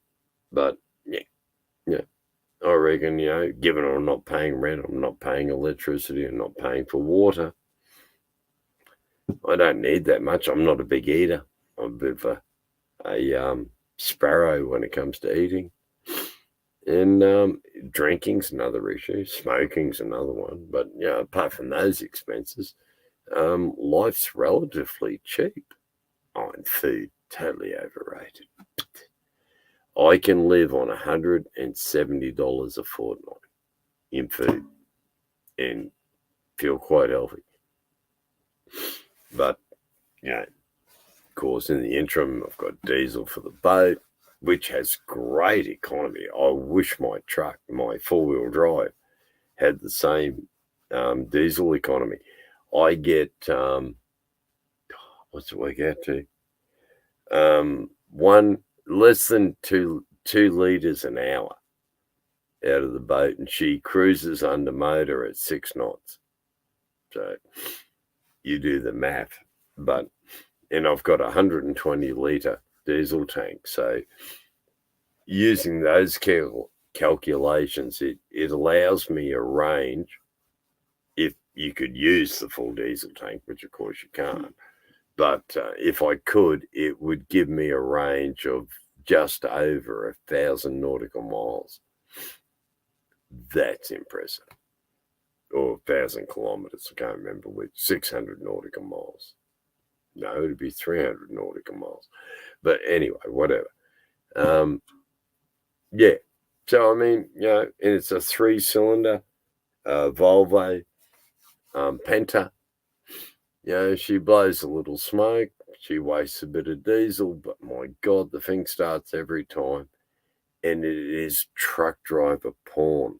I brought the boat because I listened to a video of the motor running and went, fuck off, that is beautiful. I want this boat. And then we went down for the inspection and arrived 10 minutes too late to inspect the boat.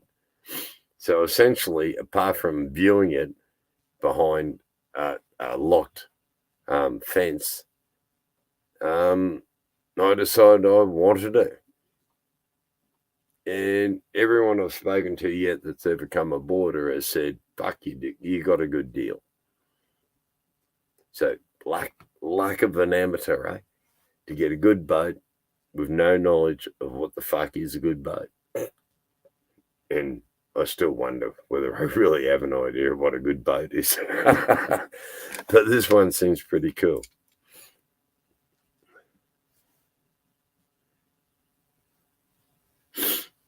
$350 tons. Oh my God.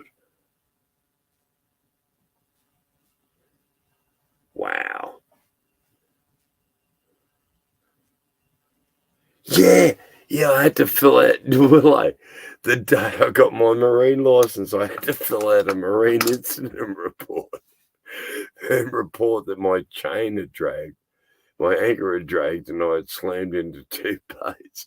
And I wouldn't have had to, except that the water police responded, marine safety responded, and of course they logged a marine incident report. So I had to man up and ring marine safety and say, excuse me, my boat ran away the other night and hit a couple of boats and did a bit of damage. And they went, oh, thank God you rang. They said, whatever you do, don't try to avoid it. And I thought, what the fuck, I'm an old truckie. The same mob that run maritime services run trucks. Transport department. Transport coppers are arseholes. They'll do you if you spit sideways. Maritime cops, on the other hand, are really nice compared to transport cops on the highway. And they're not out to crucify you. Whereas transport cops on the highway are out to crucify every single fucking truck driver they come across. They think that will set an example to the other truck drivers. All it does is terrifies us more and we get more stressed. Therefore, we get more fatigued because we're worried the fuck out about the highway patrol and the transport coppers jumping us. It doesn't happen at sea. Although, interestingly enough, the first time I came in the Brisbane River, I was pulled up by the fucking water police for a safety equipment examination and a breathalyzer test. Thankfully, I had a licensed pilot on the boat, and so I was able to get away with it. But yeah, it was just interesting. I went, holy fuck, I'm on the water and you bastards are popping out of the woodwork and breathalyzing me. I was just glad they didn't ask for a logbook. And what are your driving hours, driver? And when did you leave Mildura? Yeah. It's a truck driving thing. But yeah. And at the end of the day, just like the transport cops on the highway are trying to do, is they're trying to keep all of us safe. They don't want to come out and drag my old dead body out of the river. Oh, yeah, Willow. Yeah. Transport cops on land. No, I'm sure you know that they're referred to as mermaids. Cunts with scales. Don't say that to them. Here in Queensland, under the Traffic Act, it's an offence to swear at a transport official. Seriously. Like, you can swear at the police, but you can't swear at a transport officer. That is beyond the pale, brother. And you can get a fine for it. Serious. I remember there was some poor bastard. He got pulled over on a random weighbridge on the highway, and he's busting for a piss. That's all truckies do. Your motor's stopped, and the first thing your bladder says is, "Hey, arsehole, you've ignored me for the last 8 hours. I need to piss now." So he's taken a leak on the tyres of his own truck. He got charged with allowing discharge onto the weighbridge, which was a few $100 fine and a couple of points. And he challenged it. And it turns out that the charge is if you're driving a cattle truck and you allow the cattle to piss on the weighbridge and don't clean it up, that's an offence, not a truckie in need of a piss taking a piss on a truck. I mean, they're going to book us for taking a piss. No one's going to be driving trucks. I mean, as it stands, I'm 64 years old and I have a job driving a truck because there's no truck drivers left. Nobody wants to be a truckie. It's dangerous, sort of. Only as dangerous as you let it get. And the penalties are phenomenal. There was a guy about 3 weeks ago, $3,500 worth of fines in one interception by the Highway Patrol. The guy's no longer a truckie. Who would be? Who the fuck can afford $3,500 worth of fines? It's just insane. But it's keeping us all safe. Bullshit. You've got a bunch of nervous truck drivers who are stressed, under the gun. You got your normal time schedule fucking pressure, but then you got the added pressure of being worried every time you see a cop, being worried if you see a scaly, being worried if a weighbridge is open, because all you got to do is miscalculate in your logbook, boom, $360 minimum.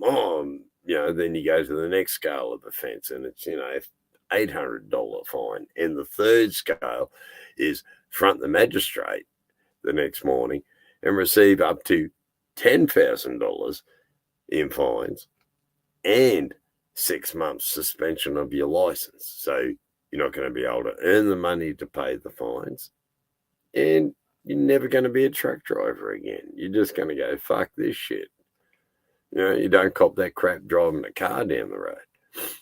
But drive a truck, my God, you are held to a standard higher than the average. And that doesn't impress me. Plus, to boot, here in Australia, we run under a ridiculous system called the logbook. What it does is it tells you when you're tired, and it tells you when you're alert. And that ain't the way humans work. Like, I'm allowed to legally drive 14 hours in a 24-hour period, but I must have 7 hours of continuous rest to be in compliance with the law. And that's complex. And when you're tired, you drive 14 hours a day driving a heavy vehicle up the highway. Your brain is like mush when you pull over. And you're trying to fill out your end of day section of your logbook, and you fuck up the arithmetic, and I cannot add up to save my life. Or you misspell a place name, or put in the wrong place name, my God, the fines just accumulate. $360, 4 points. $360, 4 points. $360, 4 points. There's your license gone. You can't earn a living anymore, and you owe over $1,000 to the government. Fuck off. Yeah, without trucks, Australia stops. We're a big ass country, long distances, and if shit ain't coming on a truck, you're not getting your toilet paper, you're not getting your food, you're getting jack shit because the truck stopped. We could be mean and hold the country to ransom, but that don't happen. 11 hours. Where are you, Willie? It used to be 11 hours here, but then it was this wee logbook that you could just lie through your teeth and fill out any other way you wanted. It was awesome.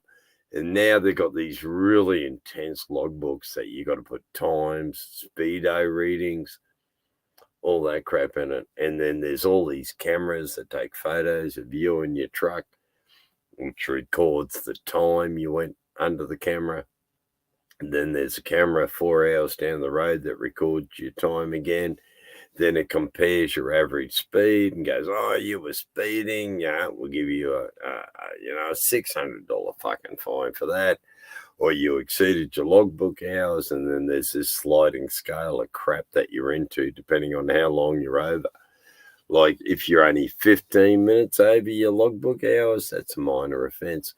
If you're half an hour or more over, that's a medium offense. And if you're more than that, that's a major offense, and you have to front the magistrate. And they wonder why there are no truck drivers. Can't see why myself, personally. Who wouldn't want that pressure? I mean, when I first started, there was none of that pressure. You drove, you worked out how far someplace was by how many stubbies it'd take you to drink before you got there. It was awesome, but I would not recommend it. Very dangerous habit, but back when I was a boy, that was the accepted norm. And when you're in a bloody truck, they don't go real fast. Everyone goes around, even the coppers get sick of sitting behind you and overtake you, and they're not willing to pull you over because you're an obnoxious, drunken truck driver. The good old days.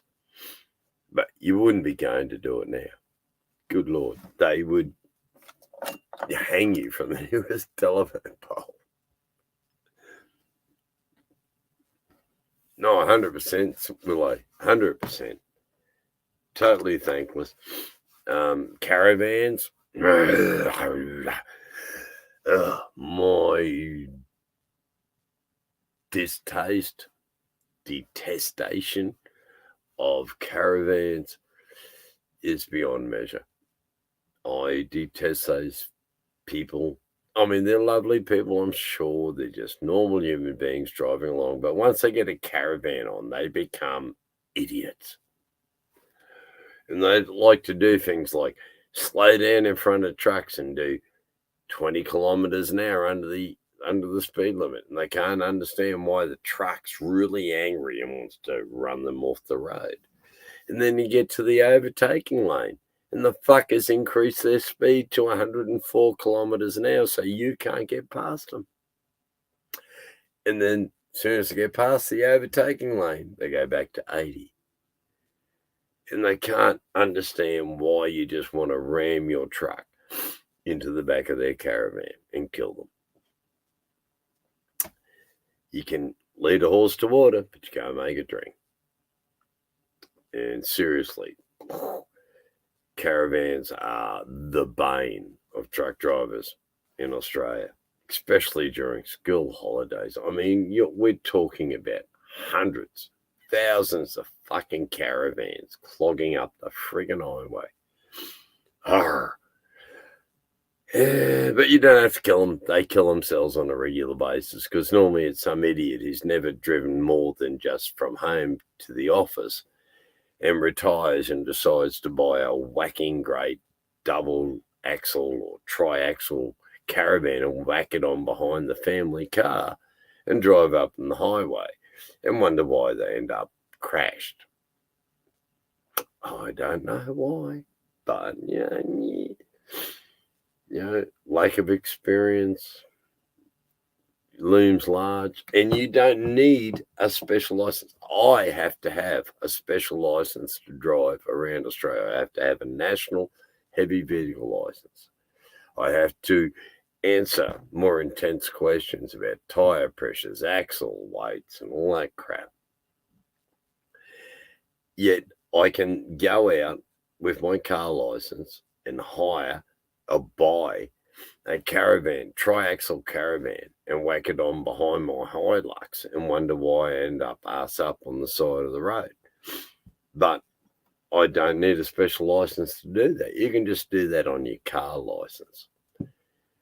And my argument's always been that caravans are an articulated vehicle, and therefore you should have to undergo a caravan driving test to prove that you can actually drive a caravan, load a caravan safely, so that you got the balance right, and drive it. And in emergency situations, what to do? You got the death wobbles up, whatever you fucking do. And I emphasize this to anyone listening who doesn't know: don't touch your fucking brakes. You're gonna die.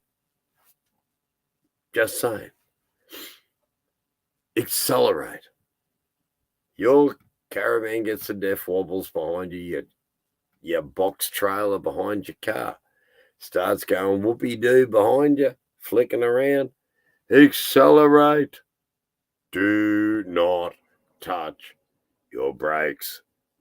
You can back off, but that's not really advisable either. And trust me, with 49 years of belting up and down the highway, I'm telling you, people, put your fucking foot down. Don't worry about getting a speeding ticket. Just accelerate. Accelerate.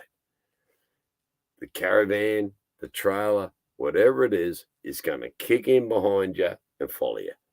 And then you slowly deaccelerate, return to cruise speed, and continue your journey safely. Touch those brakes, and your journey is over. Simple as that. The caravan's going to come around and smack your car, then you're both going to spin off into off the highway, or worse, into something oncoming or something extremely solid, or you're going to roll. No, just accelerate. Do not touch your brakes. It's not rocket science. It's basic physics. And load the thing correctly. You need most of your weight on your table. Not all of it. You got to balance it. You want to try and get it roughly even, but slightly down pitching at the tow bar. That allows for hills, braking, all that sort of crap. But essentially, at the end of the day, you got a gearbox. Use the bloody thing. You want to slow down when you're carrying a caravan? Don't touch your brakes. Change down a gear. Even in an automatic, change down. Pre-select, change down. Less wear and tear on your brakes, less wear and tear on your vehicle, less wear and tear on your caravan. And a hell of a lot safer. Serious. Touching the brakes should be your last resort if you want to survive driving long distance. Your brakes are there to stop you, but they are not always the first thing you should go for. It depends on the situation. If you're driving in the dirt, you get your two wheels. Oh, yeah, Catherine, really, yeah. It is fucking ridiculous. But, honestly, if you're driving your car and your left-hand wheels here in Australia, your left-hand wheels, in America, your right-hand wheels, get off the bitumen and get in the dirt. Again, don't touch your brakes. Don't wrench your wheel. Remain calm. Steadily return your vehicle to the bitumen. Like I have had the experience in my younger days of waking up only because of the sound of gravel banging under the right-hand guard at the front of the truck, and that odd noise snapped me to, and I realized I was fast asleep and I was completely on the opposite side of the highway in the dirt on the other side of the highway. I've woken up to this. I was dead asleep, and I've woken up and gone, oh my God. So what did I do? I steadily accelerated and very gently eased the truck back onto the right side of the highway. If I had woken up and had been dumb and had gone rip with the wheel, we would have crashed. The truck would have flipped over on its side. Bob's your uncle. All shit would have been over. But yeah, you got to keep calm, just like a boat. Calm, steady, think before reacting, or have that knowledge to allow you to allow your muscle memory to pull off whatever skill base you need to survive. All about experience.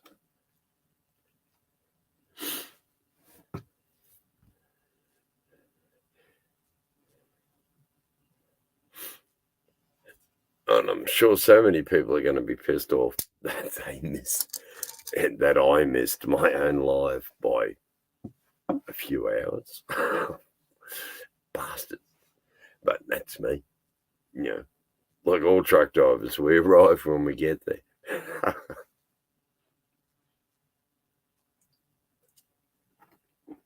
Plus, I loved it. Clients used to spin around to me and say, oh, what time are you going to be in Sydney?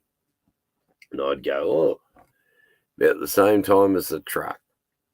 They go, what do you mean? And I go, mate, it's 600 miles from Brisbane to Sydney. Who the fuck knows what's going to happen in 600 miles of highway? Anything could happen. We could crash. The motor could break down. I could get tired and need to sleep. We'll be there same time as the truck. And most people accept that, but you get assholes who then ring management and say, your driver was disrespectful because he wouldn't answer my question. And I'm just being honest with them. I'm going, I don't know when I'm going to get there. I'm hoping to be there at, 12 o'clock the next day. But then again, who knows? Things might go pear-shaped. I'll give you a call, if shit goes down. But then I also used to like telling them the story about the law of averages.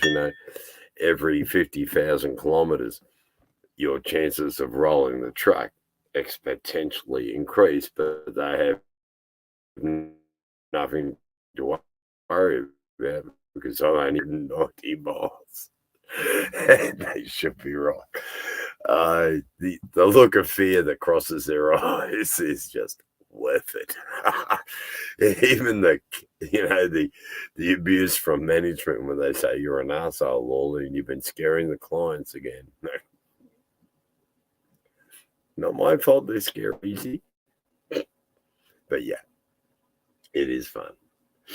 Or arriving on the job and they spin around and go, how long you been doing furniture? You go, it's my first day. The boss said you knew how to load the truck. So what do you want next? Just freaks them out. They just die. And other evil things that we like to do to people on removals. The Hornet. How's it going, mate? A bit of a sting in the tail there. Hang on. Sorry, I'm just trying to. No, you are here. Okay. trying to work out what the message was. At the top of the screen, it was saying that I'm in YouTube.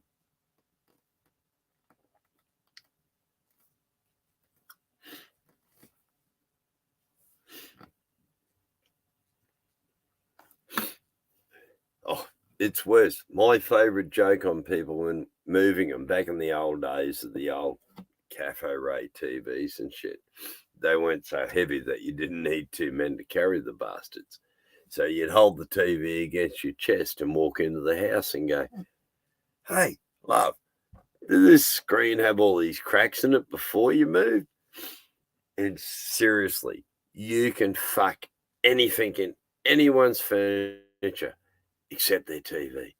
Rationally, human beings become irrational lunatics if they think you fuck their TV and then put the TV in there. There's no cracks in the screen. And they just get so pissed. You lied. You go, yeah, I lied. Fills in my day. Makes me happy. But yeah, all sorts of evil shit like that. Or telling them, that you've got to stop half an hour up the road to hold a garage sale and sell their fucking freight. The number of people that accuse me of that cracks me up. Seriously, people think that, we're like land pirates, which is why I'm adapting so well, I think, to the boat. I just want to be a sea pirate now. But removal of land pirates, we arrive at your house, we rape, we pillage, and we steal everything, and we drive off in our land ships.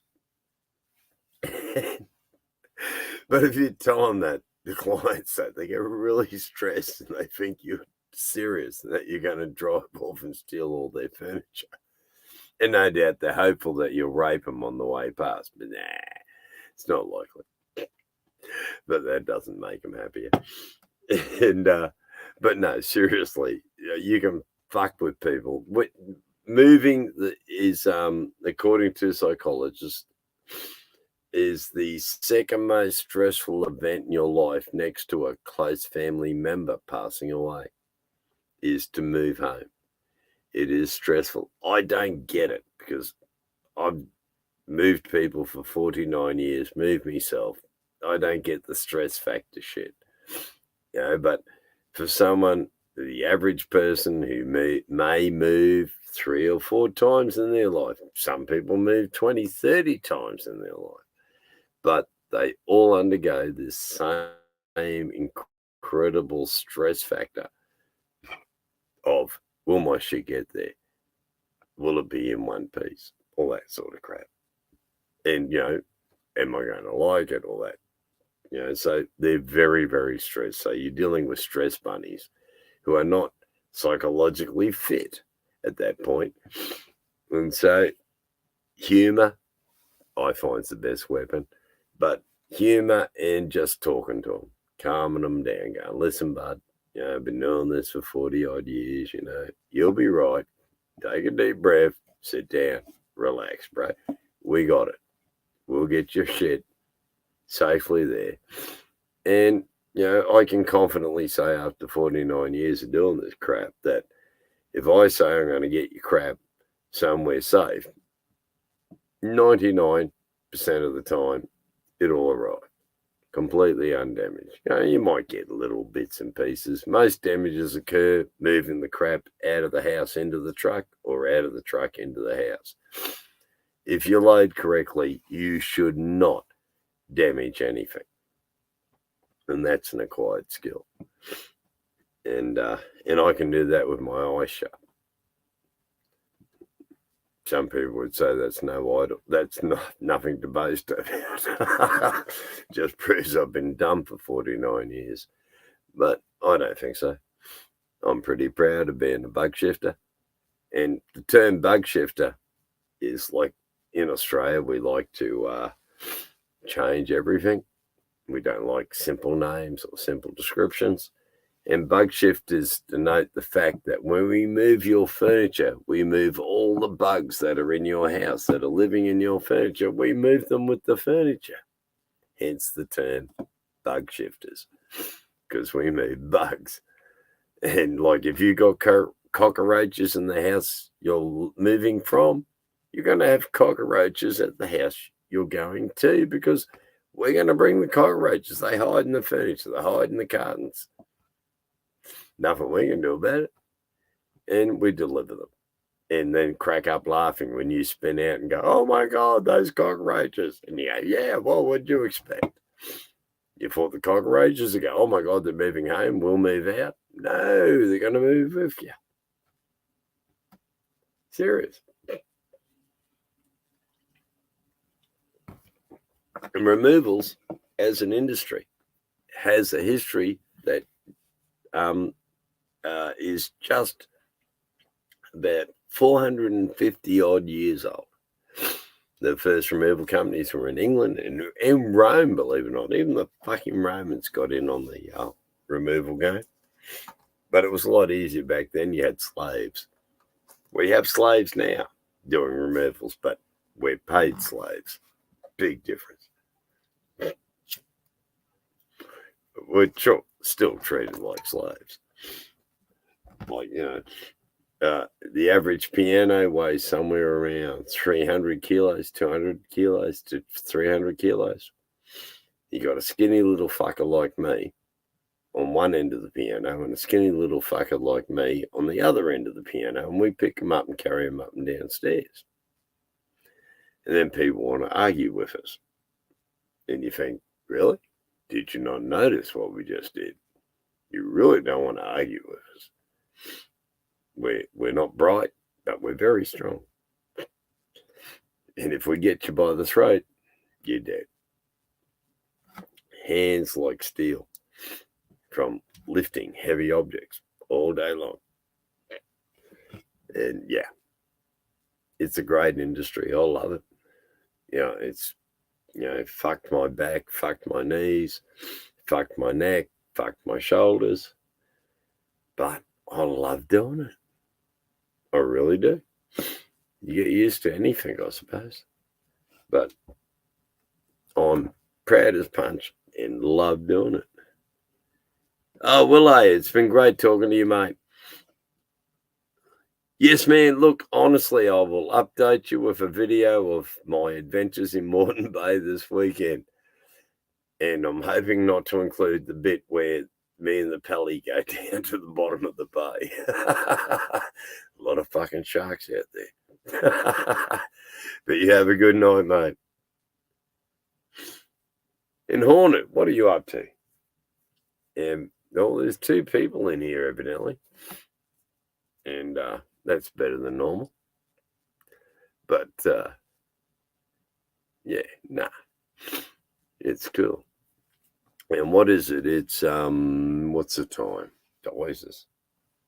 The time is 20 to 5 in the morning on Saturday,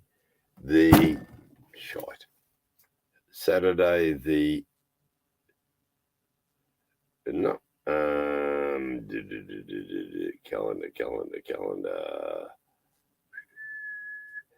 Oh, there's one in here somewhere. Damn it. Calendar.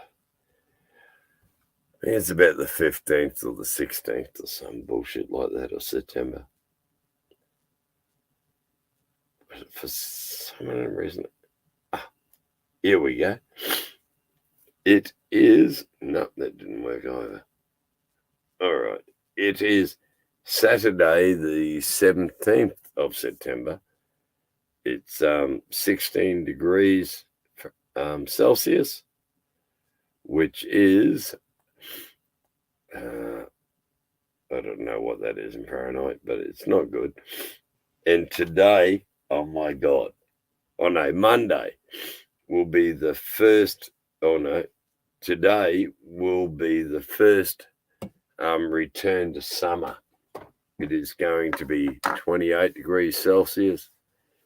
And not 100% sure what that is. I will have a look on the computer rather than my phone. I'll be able to tell you that in Fahrenheit, it is going to be bloody hot.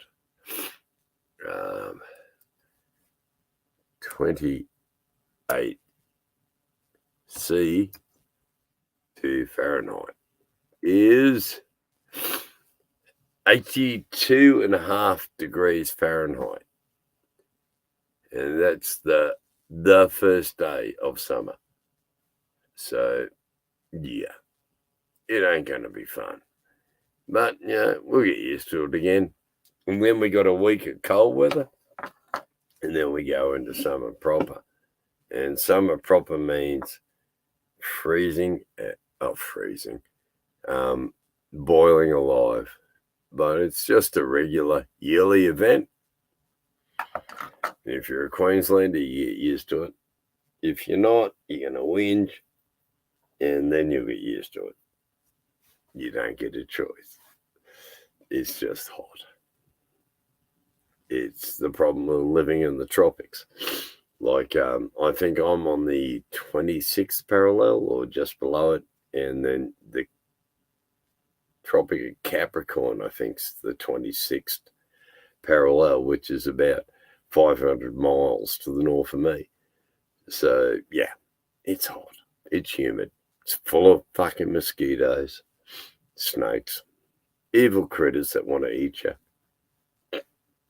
Nah, I'm having a lend to you. It's not a dangerous country. We just like to say that to prevent, to sort of slow down the immigrants and the tourists. Don't want them overstaying their visas. So we tell them the horror stories of the dingoes and the drop bears and the hoop snakes and all the various other bullshit that Aussies come up with. But we do seriously have critters that'll kill you in the blink of an eye. But only if you're dumb. That's why we're still here. I mean, if it was that dangerous, do you think we'd live here? Do I look like a brave man to you? I'm not, I can assure you. I squeal like a bitch and run in the opposite direction when anything goes pear-shaped. I will not take on snakes. I've caught snakes, removed snakes, but I won't take them on. Not in a fight. They're going to win. They're equipped. And, here in Australia, we love it because we judge how dangerous a snake is by how quickly it can kill you. We have we've got the most deadly terrestrial animal on Earth, which is not the brown snake, surprisingly enough. It's actually the central taipan. Its poison is so fucking nasty, you do not want to get hit by it. It's an it prevents your blood clotting. It attacks your nervous system. You're just going to die. And the period of time depends. It can be virtually instantaneous, as one linesman found out on Mount Tambourine. He went following the lines up, bashing through some lantana bush, and a big granddaddy taipan popped out of the bush and snagged him, and he was dead before he hit the ground. Seriously, dead before he hit the ground. There was no sign of him reviving or reacting. He simply dropped where he got bit. They're deadly. Deadliest animals on Earth. Their poison can just wipe out 100, I don't know. It's not 100,000, but thousands of mice. And probably 100 people with one fucking full envenomation by a central taipan. Mean ass snakes grow to big lengths for a wee snake. The eastern taipan, 3 to 4 feet. A central taipan, anything up and above that. Depends how old it is. And out there, if you're a snake, you can live a very long time before you run across a human. But, then we got tiger snakes. Like I watched one day walking through Melbourne, through a park. and this tiger snake's come out and nabbed a wallaby that was running past. The wallaby ran forward about another 3 or 4 hops and then just fell flat on his nose. And by the time I got up to him, he had blood pissing out his nose and he was dead. And the tiger was coming up to claim his kill, and I believe very sensibly retreated and let him have it. Do not fuck with the snakes in Australia. They will fuck you up. Don't piss the koala bit. Actually, all our wildlife is pretty anti-human. Yeah, comes with when you shoot them all. They get a bit paranoid about it and they start to think, maybe killing them humans a good idea. But no, it's not quite that bad, but it is actually. But we have some beautiful reptiles. We have some beautiful marsupials. But the snakes are mean. And so are the saltwater crocodiles. It's the only beast in Australia that thinks of you as dinner. And you think about that, that ain't good. Hey, Warlord of Art, how's it going, man? 447, I hope I haven't missed you by much there, Warlord.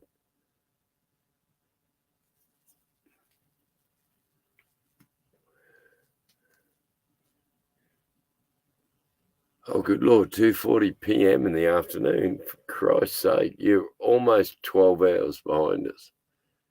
It's, what's the time here? 4:48. So, 14 hours ahead of you. It's, yeah. But, yeah, the beauty of sailing is you don't actually have to be awake. No, I'm only kidding.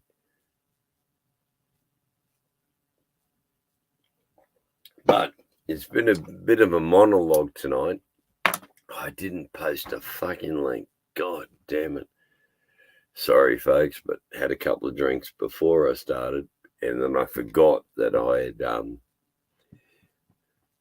slotted this to begin at 8 p.m. last night, and then about 10 I went, oh my God, I forgot I'm going live. So I have received the lack of views deserving of such. But at the same time, it's been a while, been very busy getting Pelican up to scratch. So me and Pelican can go to sea and show you some great footage of the beautiful Moreton Bay, my hometown, in my home bay. A very treacherous, dangerous bit of water. But if you're going to have to learn to sail, might as well do it at Moreton Bay. If you can live 6 months on this water, you can survive anywhere in the world except the cold bits. 1:50 p.m. I'll get out of it. It's fucking wee early hours of the morning, you buggers.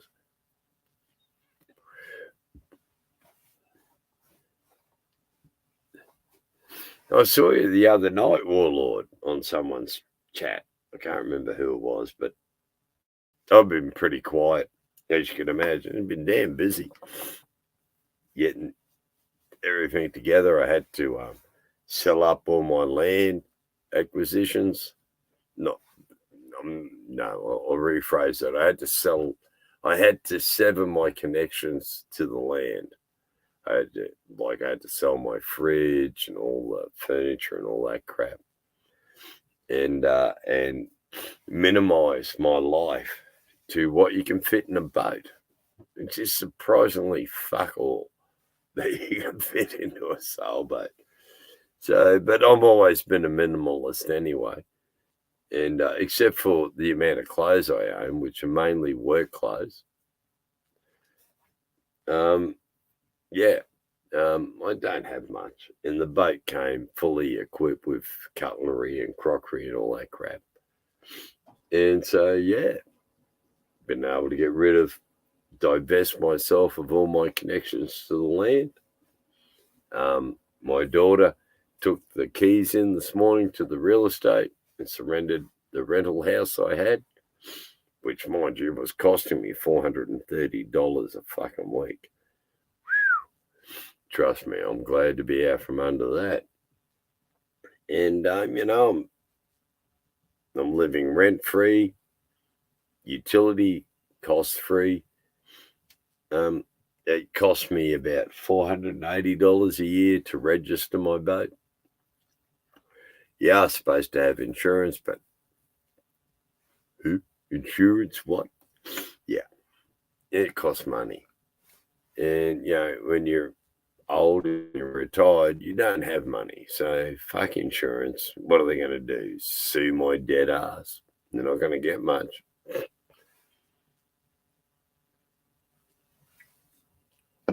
Unlike other places in the world, in Australia, the only person you owe money to that can get you in jail is owing the government money. If you have commercial debts, unless it was deliberate fraud, there's nothing they can do. For 7 years, you might get a bad credit rating and no one will loan you money. Well, that sounds a good option to me. Who needs to get into debt? But if you do, you just simply don't pay. And there's fuck all they can do about it. They can take a lien out on you, so you just change your jobs. Had to start the whole process again. Cost them a bleeding fortune. And most companies sensibly recognise arseholes like me, who just simply will not accept a summons. And they realise they're wasting their money and they give up and go away.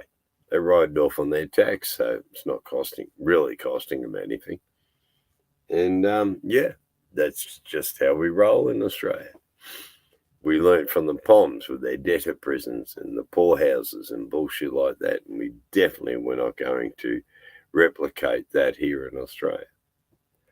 Hence, here in Australia, if you owe money commercially,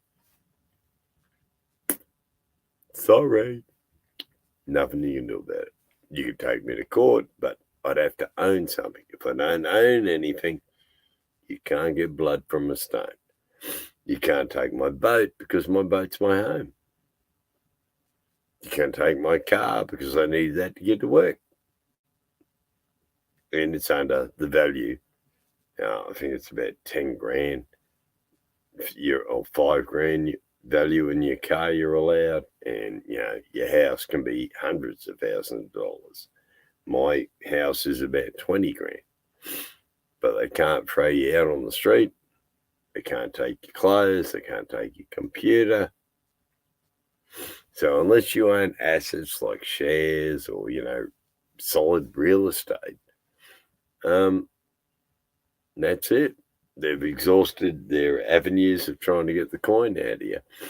And you're sitting there laughing at them going, yeah, that was a good attempt. Shame it didn't work, eh? I am a little subversive. And that's the problem. They train me at university how to manipulate systems. Not my fault they did that. I didn't ask them to. They just did it. And I thought, I like this shit. And I've been using it ever since. But yeah. But now I'm getting towards the end. And all I want to do is sail the ocean. Serious. I just want to sail. I want to go over to America and scare the crap out of people like Dutch Doyle. I told him, mate, I got a boat. It's not that far to America. Evidently, it takes about 6 fucking months to get there. But fuck that. I've got nothing better to do. And yeah, so good fun. Oh, I think, Warlord, you're about the only bugger on here, mate. Listen, man, it's now getting on for 5 in the morning or something silly like that. What is it? Oh, yeah, no, it's getting on for 5. It's 4 minutes to 5 a.m.